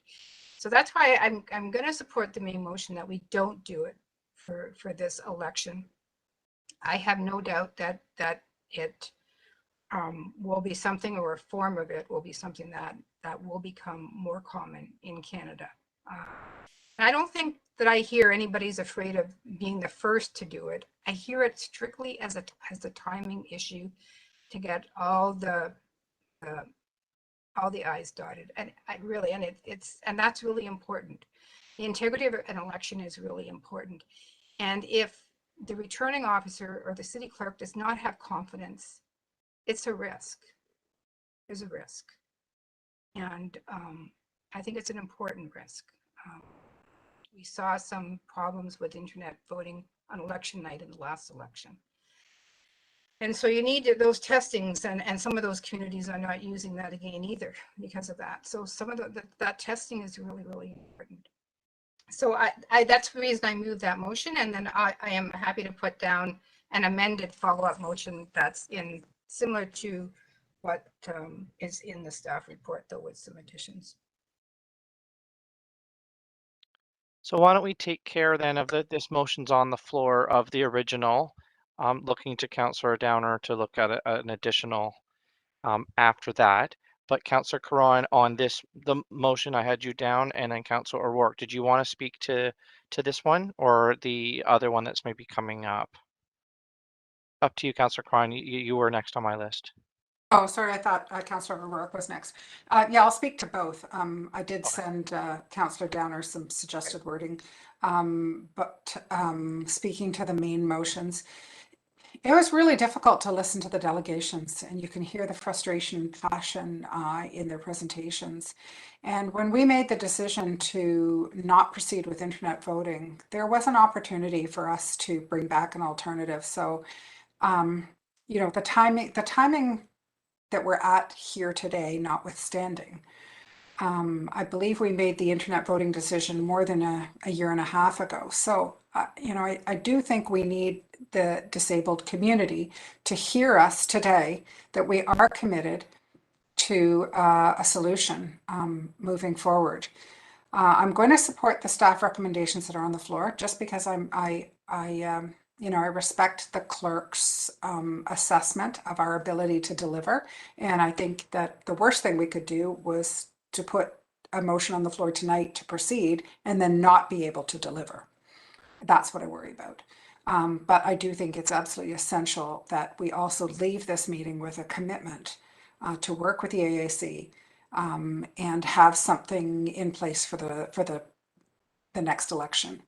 And so I've sent the wording to that effect to Councillor Downer, and I'll let her take that. She's been a champion for accessible voting. She has, and because she has a member of her household that is a member of that community, I think it's important to listen to her voice on this. So I'll support the main motion and then wait for the amendment. Point of order, Mayor Guthrie. I'm wondering if we could please have whatever the motion is on screen, because I'm not clear exactly which motion is currently being debated. Certainly, yep. And while that comes up, Councillor O'Rourke, you are next. Sorry, to the clerk, do you happen to have that ready? Okay, so let's just pause before Councillor O'Rourke speaks, and let's just let this stay on the screen for a moment.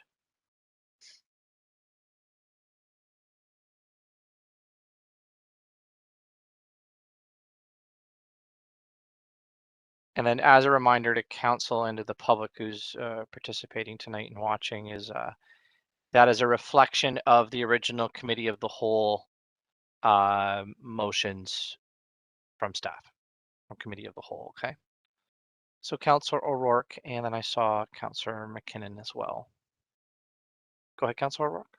Thank you, Mr. Mayor. I echo my colleagues' remarks in terms of the importance of proceeding, but of making sure that it's done properly. Otherwise, you end up disenfranchising the very people that you wanted to support. So I fully appreciate taking the time to research these things and do them properly. I especially like the addition of a timeline. We saw with the red light cameras, for example, that you need a contract 2 years in advance to align with other places. So I like the addition of a timeline. I just had a question for the clerk's office. I don't have the Accessibility Advisory Committee's terms of reference in front of me, but do they have a role in terms of providing input into accessibility for the existing voting methods or the pilot first? And then after the election, do we do a debrief with the Accessibility Advisory Committee? I'm troubled by hearing people say they felt that federal elections were not accessible or not accessible enough. Do we have that conversation with our Accessibility Advisory Committee following a municipal election?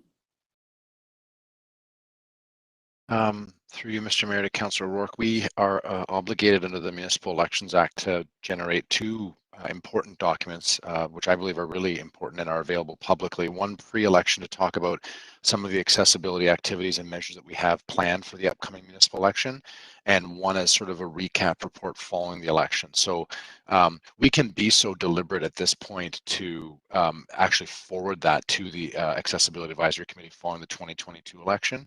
But like I would say, it is certainly publicly available online on Guelph, let's say after the election. The other thing I would add, Councillor O'Rourke, just to some additional context, because I think it's sort of in line with your question. We actually spoke to the Accessibility Advisory Committee following the September 20th federal election to ask them about the accessibility of that event. And we got some good feedback in terms of location layout and training and that type of thing. We did not hear, for example, about necessarily was a mail-in voting process that the federal government used more extensively in the September 20th event. We didn't hear if that was accessible or not. We didn't get a lot of specific commentary in that regard, but we did get some really good information from them about physical accessibility of voting locations, training, some of the awareness that we can offer some of the election staff. So I appreciate that. So just as a follow-up, Mr. Mayor, I hear, Mr. Clerk, that you're saying there's a report that's generated after the election and it's available. But does the city, as you know, as council's advisory committee, will we put that on the agenda? I understand they have their own chair, but well, we make a point of it. There's lots of stuff that's available on the website, but you have to kind of know that it's there and dig it out. I can't even give direction in terms of, can we bring this to that committee? Because I'm sure that's not the process. It's not my role to put something on as an agenda item. But what's the process by which that could happen if that is of interest to the Accessibility Advisory Committee? To you, Councillor Orkin, through you, Mr. Mayor, we can absolutely do that. We will make them aware of that report. We'll make sure that they're aware of the moment that it is available online publicly following the election. And yes, you're quite right. I mean, they have the opportunity to ask for input from us and that type of thing, but we'll proactively and offer that as an opportunity to come before them and share the information that we have in that report in a more detailed way. And perhaps, again, not supposing what will come, but perhaps that's a good way for us to kick off some of the dialogue and discussion that Councillor Downer and Councillor Caron spoke about in a potential upcoming motion. I think it adds the lens that we heard tonight is missing. So I appreciate that follow-up. Thank you. Thanks, Councillor O'Rourke, and over to your ward mate, Councillor McKinnon, please. Thank you, Mr. Mayor. I feel a little silly for just coming up with this in my head now. I don't know if it's come up before, but we know that a lot of the initiatives for voting for people that have accessibility issues is something that they have to kind of register for, request, done in advance rather than on the voting day. Is it possible to do internet voting the way we used to do it, but do it just for accessibility reasons? So maybe only 100 or 200 people do it, but we do it in advance, and we open that up. I know that we didn't agree to do it in general, but it sounds like that might be an accessibility option if it could be done on a limited scale. Through you, Mr. Mayor, to Councillor McKinnon, couple of things. We could, so I'm not aware of any municipalities that use, which is sort of why the RAVBM method that has some aspects of it that are akin to internet voting. Why it was perhaps so it's not as prevalent as we might have thought it would have been. But that's really that the internet voting, I'm not aware of any municipalities that use it in sort of a narrowed scope that is contingent on the definition of a disability or having individuals clarify that and self-identify it. I think there's probably some considerations we would have to make about requesting that individuals come forward and self-identify in that regard, but it's something that we could look to again leading up to and in advance of 2026 if that's what council is considering, and it could be part of an analysis of, again, not supposing what Councillor Caron or Councillor Downer might bring forward, but I think that motion is that we're being directed, and as we've written it in the memo, so we'll have to make at that time as well. All right, thank you. And the reason why I bring it up is that it obviously it's something we're familiar with. We've gone through the testing procedures. It's not like it would be the first municipality in Canada to do it. So the infrastructure is there, the knowledge is there. Yes, it would have to, of course, still be tested, but it also doesn't impose anything new regarding self-identification and requesting. If you're going to vote from a at-home ballot, then you have to request that in advance, I'd assume anyway. So I don't think it imposes any difficulties, but it seems to offer some solutions. Yes, the impact data is in there, but that's why we didn't want to do it for a large scale rollout, which is one of the reasons clerks recommended against it. Is there any reason why we couldn't go ahead with the recommended two methods for the 2022 election and then add on internet voting through people that request it for accessibility issues for 2022 instead of waiting for 2026? Yeah, through you, Mayor Guthrie, to Councillor McKinnon. Again, I come back to sort of one of the challenges that we had coming into the discussion on RAVBM in the first place was that we've got two voting methods in addition to an alternative voting method of tabulators. So the vote by mail and the at-home pilot that we are beginning to roll out, it comes down to a resourcing challenge. And I think the reality is we would be hard pressed to limit our RAVBM to a subset or a narrow scope of electors. We would be equally hard pressed probably to offer the same thing for internet voting. And again, we're back to that same calculus. We're having to now support, review, can carry out all the background work. I won't go into the details again because you've heard it all before, for 4 voting methods, 4 alternative voting methods, as opposed to the 3 that we have now. And so that is the crux of the challenge. It's adding one in, and quite frankly, we've sort of already begun some of the work on those that have already been added in by council. And so taking one of those out, I mean, we're at a spot now where it really is a timeline challenge. And so that's the challenge, is adding in that 4th method. I don't know if we would be able to narrow that scope in the way that we contemplate.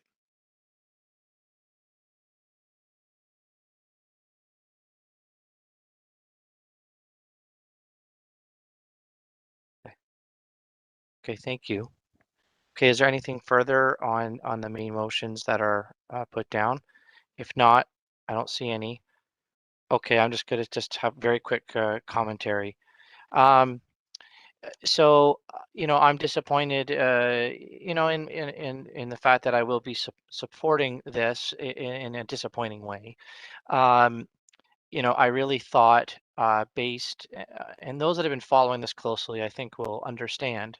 I think not only on my behalf, but on many others that maybe voted the way we did at committee of the whole, is that we thought that there was an opportunity to actually do something. And between that time and today, we've had this updated memo, and the updated memo is quite clear in regards to the limitations that are there. That clarity, just for me, I'm speaking for myself, wasn't afforded to me. That clarity wasn't afforded to me in amongst the first report that we had from the committee of the whole.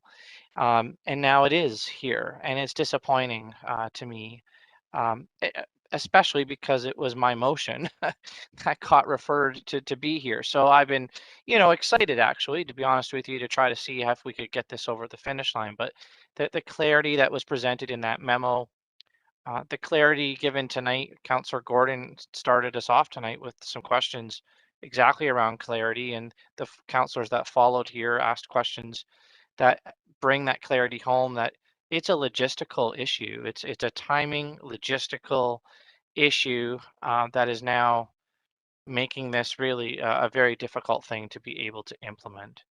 And because I say that word logistical, because it's not because of a lack of effort on anyone's part around trying to help with accessibility issues.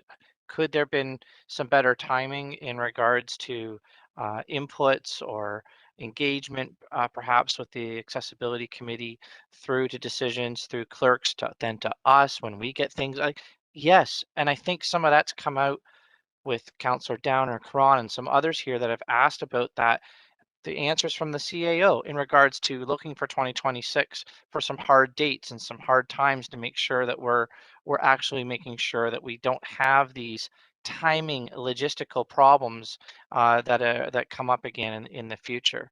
So I just want to give you my opinion, and this is my my view on things.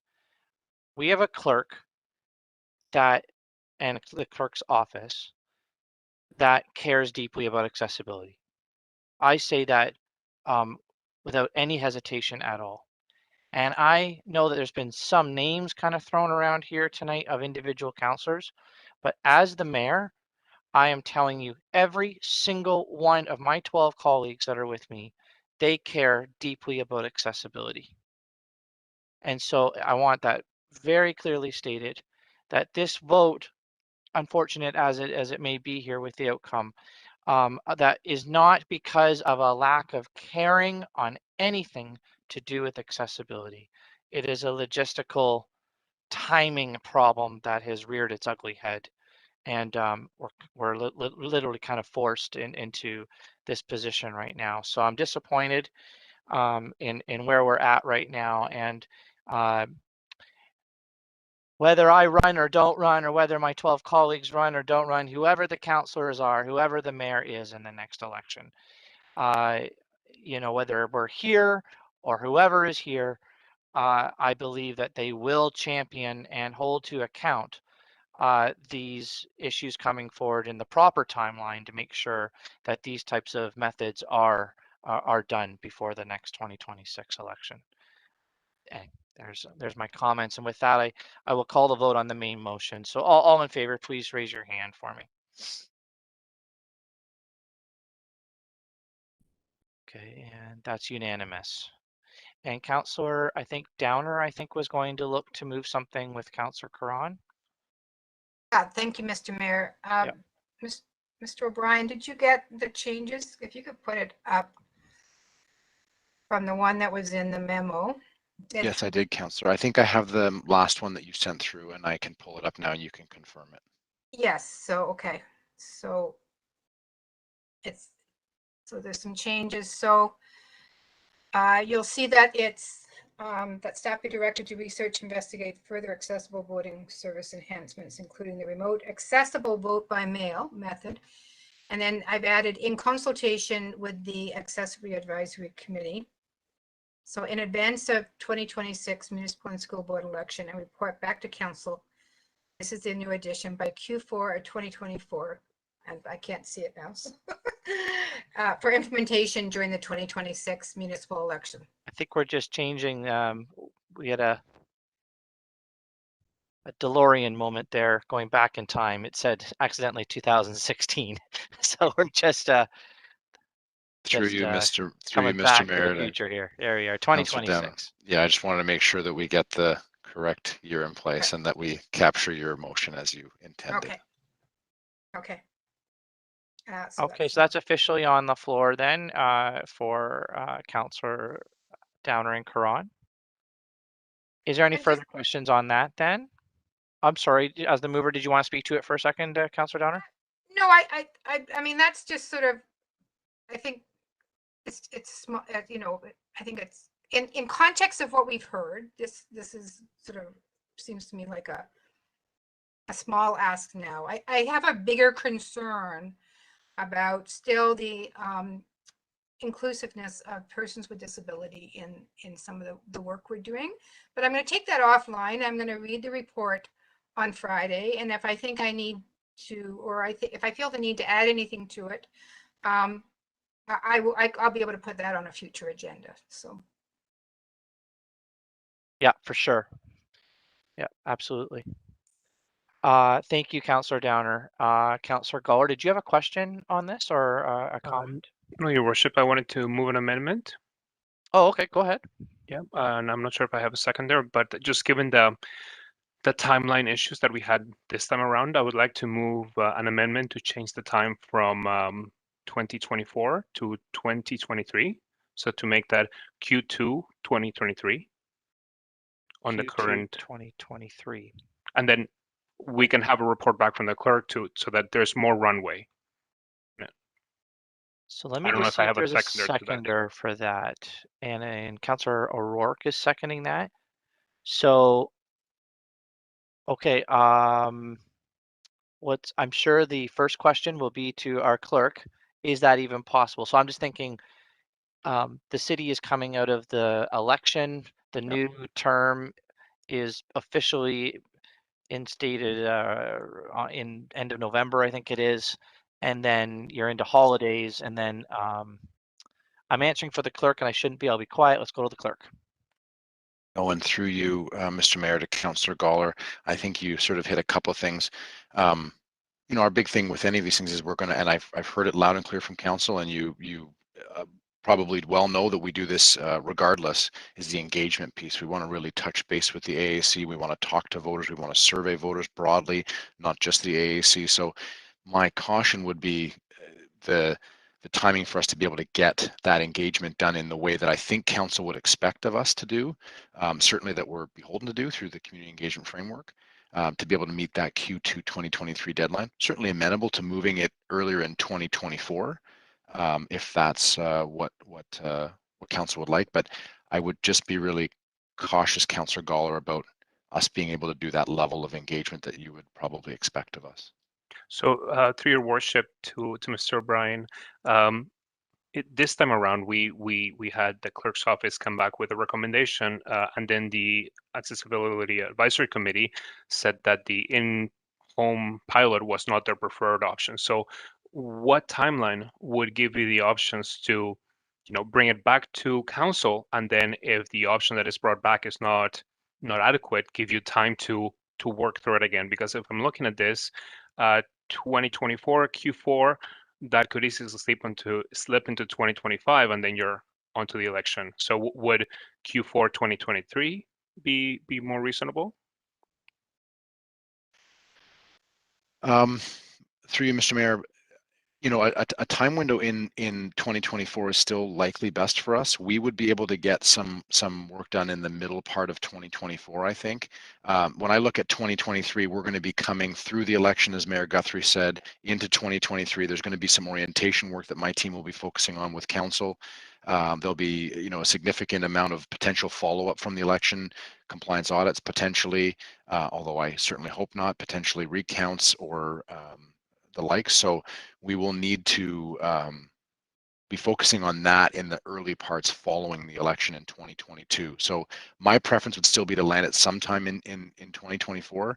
A Q2 timeline in 2024, a Q3 timeline would still allow that to get to you before the end of the year, and you're still then making a decision on it before that May 1st of 2025 deadline that we would normally target.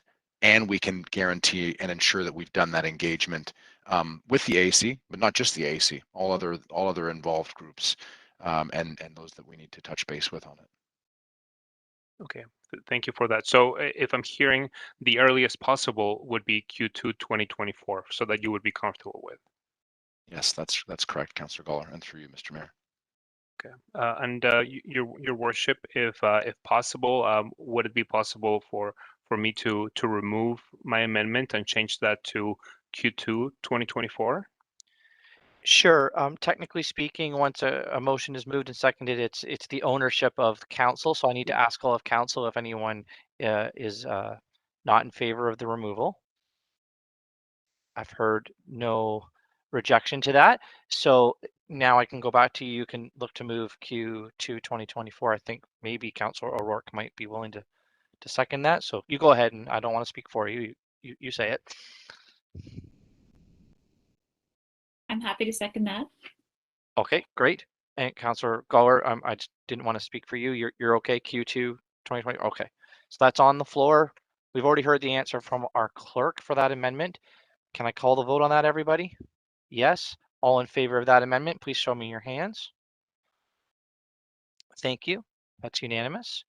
Back to the main motion, standalone motion then. If I can call the vote on that, it looks like I can. Oh, okay, Councillor Gibson. Okay, all in favor, please show me your hands on the screen. You're calling the vote, Mr. Mayor. That's all right. Okay. And that looked unanimous to me as well. Okay, and I think that's the end of this. Thank you very much. I know it's a sensitive topic, and I really appreciate the delegations and council and staff wading through this. I really do. I've learned a lot just because of the delegations and the scrutiny on the topic. So thank you very much for bringing these ideas forward. They don't go unnoticed. So thank you. Let me go back to. Here I was in the last little bit thinking we were done, but we're not. Councillor Downer, we got to go back to the one thing that you pulled for us in regards to the internal audit work plan. And so let me turn the mic over to you. Yeah, I thought I was done speaking tonight. Okay, so I'm happy with the motion and the work plan that's in front of us, but I sent a motion to council just based on the questions I asked of Chief Colby last week around, and I hadn't really thought about it before. It was just sort of and our staff about the possibility of the Guelph Police Services becoming part of our internal audit program, and I thought it more appropriate to bring the motion here to council rather than, it's not really a budget issue, it's a governance issue, and it's about those same types of checks and balances that we put in with our own staff, and sort of inviting them to be part of that, much like we did the library a number of years ago. And while they they had the legislative authority to tell us to get lost. They were quite agreeable, and I'm sure the police have the same kind of authority. But so the motion is, if Mr. O'Brien could put it up, is that we offer an invitation to have some discussion. So he had indicated that it was he was open to it, but it would be a board decision. So it is a board to board ask. I did speak to our staff the next day, and apparently this is done in other municipalities where the police services are part of the internal audit program of the municipality. And some larger municipalities, like more like regions, have their own internal auditors. And so I think, you know, staff could answer any questions about in that area about best practices elsewhere, if you have any. But so the motion is basically that we respectfully ask for them to participate in discussions with our staff to consider the participation in the city's internal audit program. So this will be something that I hope will go to their board, and they can give their staff permission to do that. But that the discussions also include adherence to the legislation limitations, which there will be, I'm sure, and the scope of what those internal audits might be. It's a pretty big service, so that might be like ours, where it's various activities or not. And that and staff were comfortable with this coming back, just an update in Q1 of 2022, and hopefully, you know, if it all works well, we'll see them as part of our work plan next year.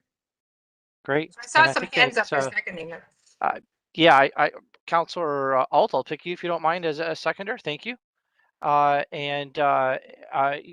know, as Councillor Downer rightly described, was broached at the budget meeting, and between then and now, she's crafted this for us as well. So thank you to you. I guess I'll even call you Chair, Alt, as you happen to be the Chair of Audit.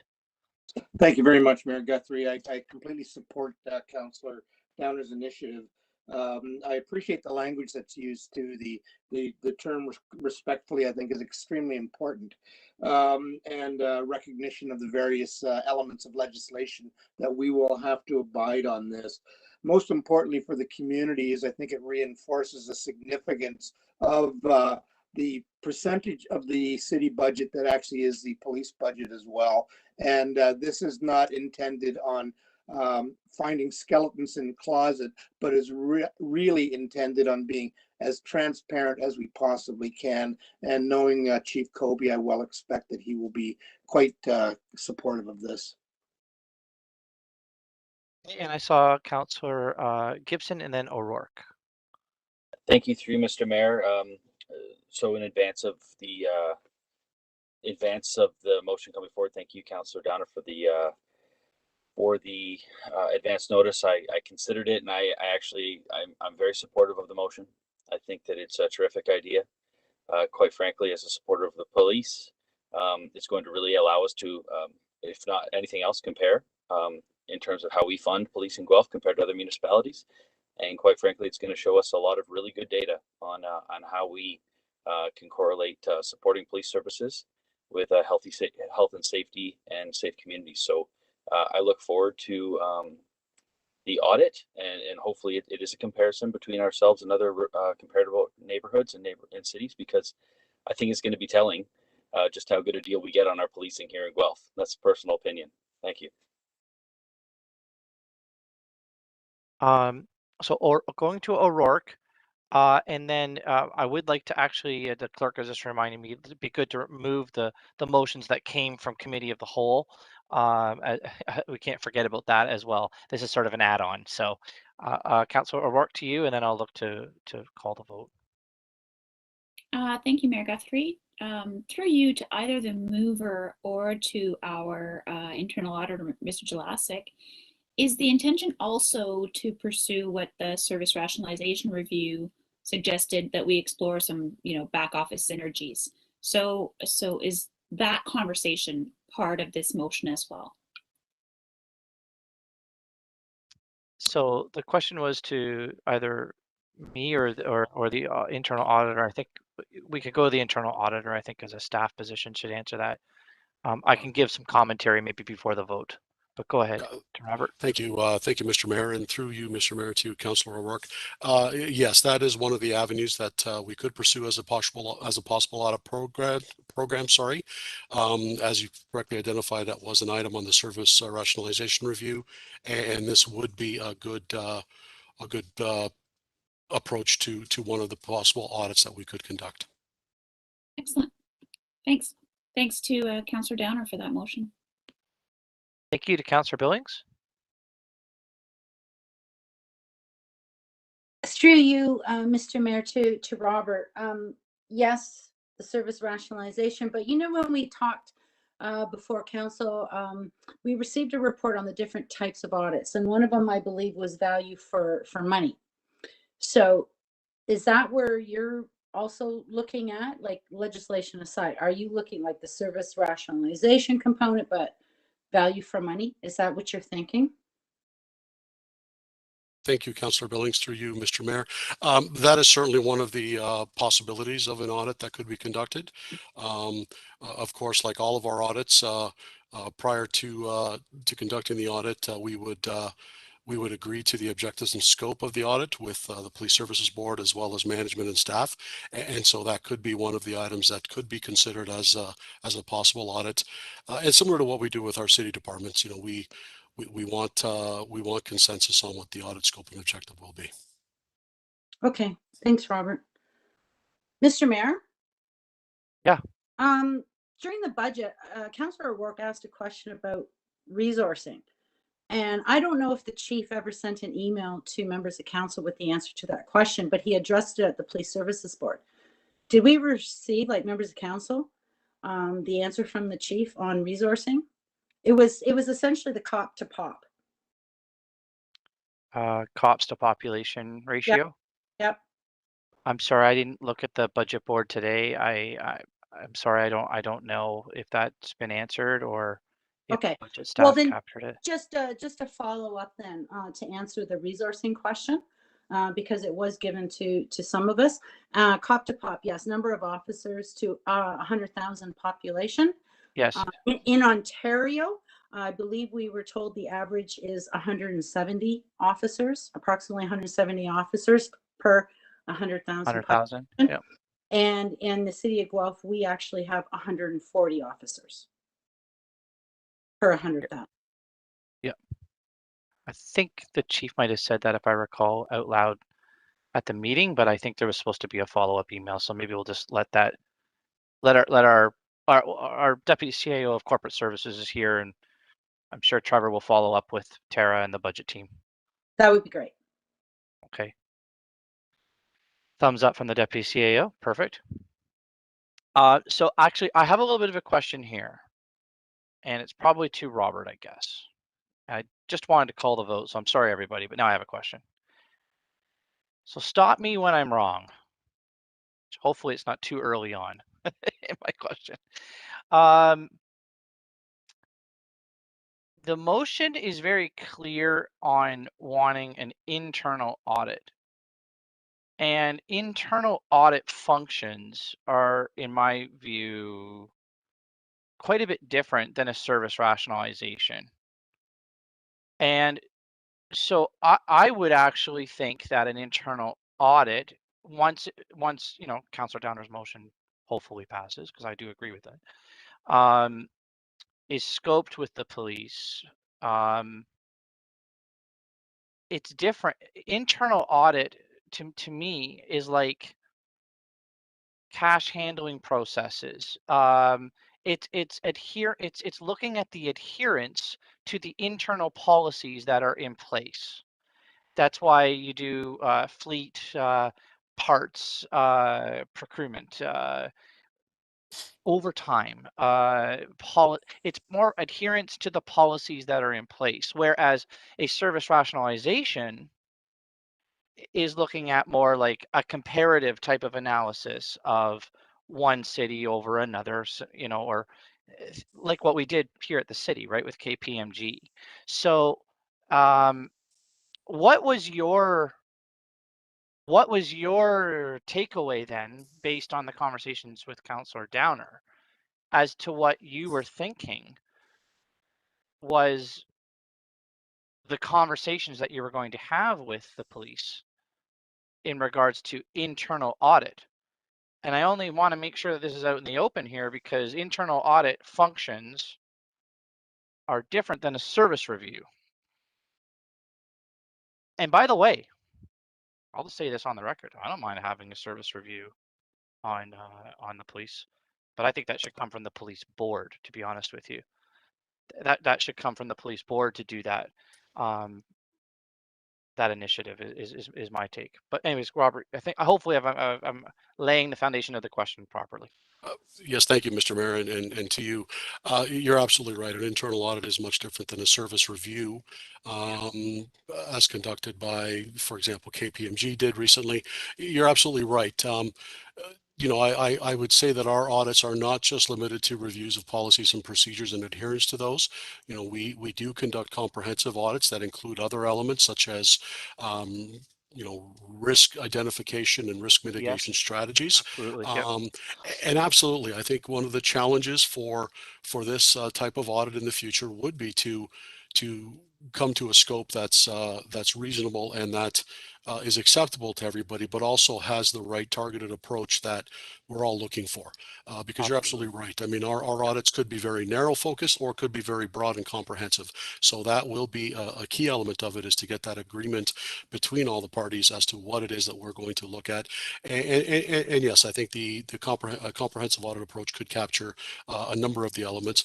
You know, for example, looking at effectiveness and as well as maybe assessing efficiencies, which is again something that we strive to do in all of the audits we do, not just legislative compliance and adherence to policies and procedures. Yep. Thank you. You said it better than my question, so thank you very, very much. I appreciate it. Well, as everyone knows, and I can't speak for Councillor Billings, but I sit on the police board, and you know, I will champion the discussions. I think it's healthy. You've heard me and others say multiple times over years, there's no sacred cows when it comes to any department or anywhere else that needs to have any type of you know, of this type of a process that can be implemented. So fair enough. And I you know, I think it's healthy. This a new set of eyes on something is always healthy. So I appreciate your set of eyes, Robert, maybe being part of the discussions on it. Councillor Downer, thank you for addressing it. And with that, I'll call the vote. All in favor, please raise your hand. And that looks unanimous to me too. So thank you very much. Thank you, Robert, for your answers. Appreciate it. And now it's the real ending, not that fake ending that almost happened 10 minutes ago. Yes, but we almost forgot. Thank you, clerk. The staff motions from Committee of the Whole for internal audit. From Committee of the Whole. Councillor Gibson is moving it. Councillor Billings is seconding it. Anything on that? Nothing. All in favor, please show me your hands on the screen. Okay, that passes unanimously again. Thank you, everyone. Bylaws, Councillor Salisbury. You get to move a ton of bylaws for us. Ton of bylaws. And let me just bring up the agenda, which I have here. I'm happy to read it out for you if you wish. If you could read out the bylaws, which would be passed. Numbers 2021 to 20633, 2021 20648 to 2021 20650, inclusive, and 2021 to 20657 are hereby passed. That's correct. Thank you. Is there anything on those bylaws, anybody? Seeing and hearing none. All in favor, please show me your hands. Seconded by Councillor Gibson. Sorry. And that also passes unanimously. Thank you. Okay, mayor's announcements. Lucky you, I don't have one, but I think there's a Ward 6 town hall. Who's talking to us about Ward 6 again? Councillor McKinnon's the chatty one, so he should go. All right, Councillor McKinnon, give us the deets. All right, thank you. And through Mr. Mayor, yes, Councillor Rourke and I are hosting another Ward 6 town hall, specifically focus on the budget, but come with all of your questions. That'll be hosted this week, this Wednesday on November 24th. It'll be from 7 to 9 p.m. You can get links from either Councillor Rourke's social media feeds or mine as well. And of course, in addition, recommend everyone tune in to staff's town hall tomorrow night. We'll be doing it hours after theirs, one day, but staff's is going to be really great, and that'll be on Tuesday night. Thanks. Thank you. Councillor Salisbury, why don't you remind everyone too about yours? I will. The information is on ward4guelph.ca. The evening, I believe, is November the 30th at 7 p.m. It's just an opportunity for a quick chat with your city councilors before we go into deliberations. Again, on the heels of the citywide meeting. Again, ward4guelph.ca. People are signing up already. Be a part of the change. All right. I don't think there's anything more, so I'm asking for which hand is going to go up for adjournment. I'm surprised it's Councillor Billings. I'm not surprised that it's seconded by Councillor Caron. All in favor of adjournment? That too is unanimous. Thank you, everyone. Have a great night. We really appreciate everyone joining us, and stay safe. Take care. Bye-bye.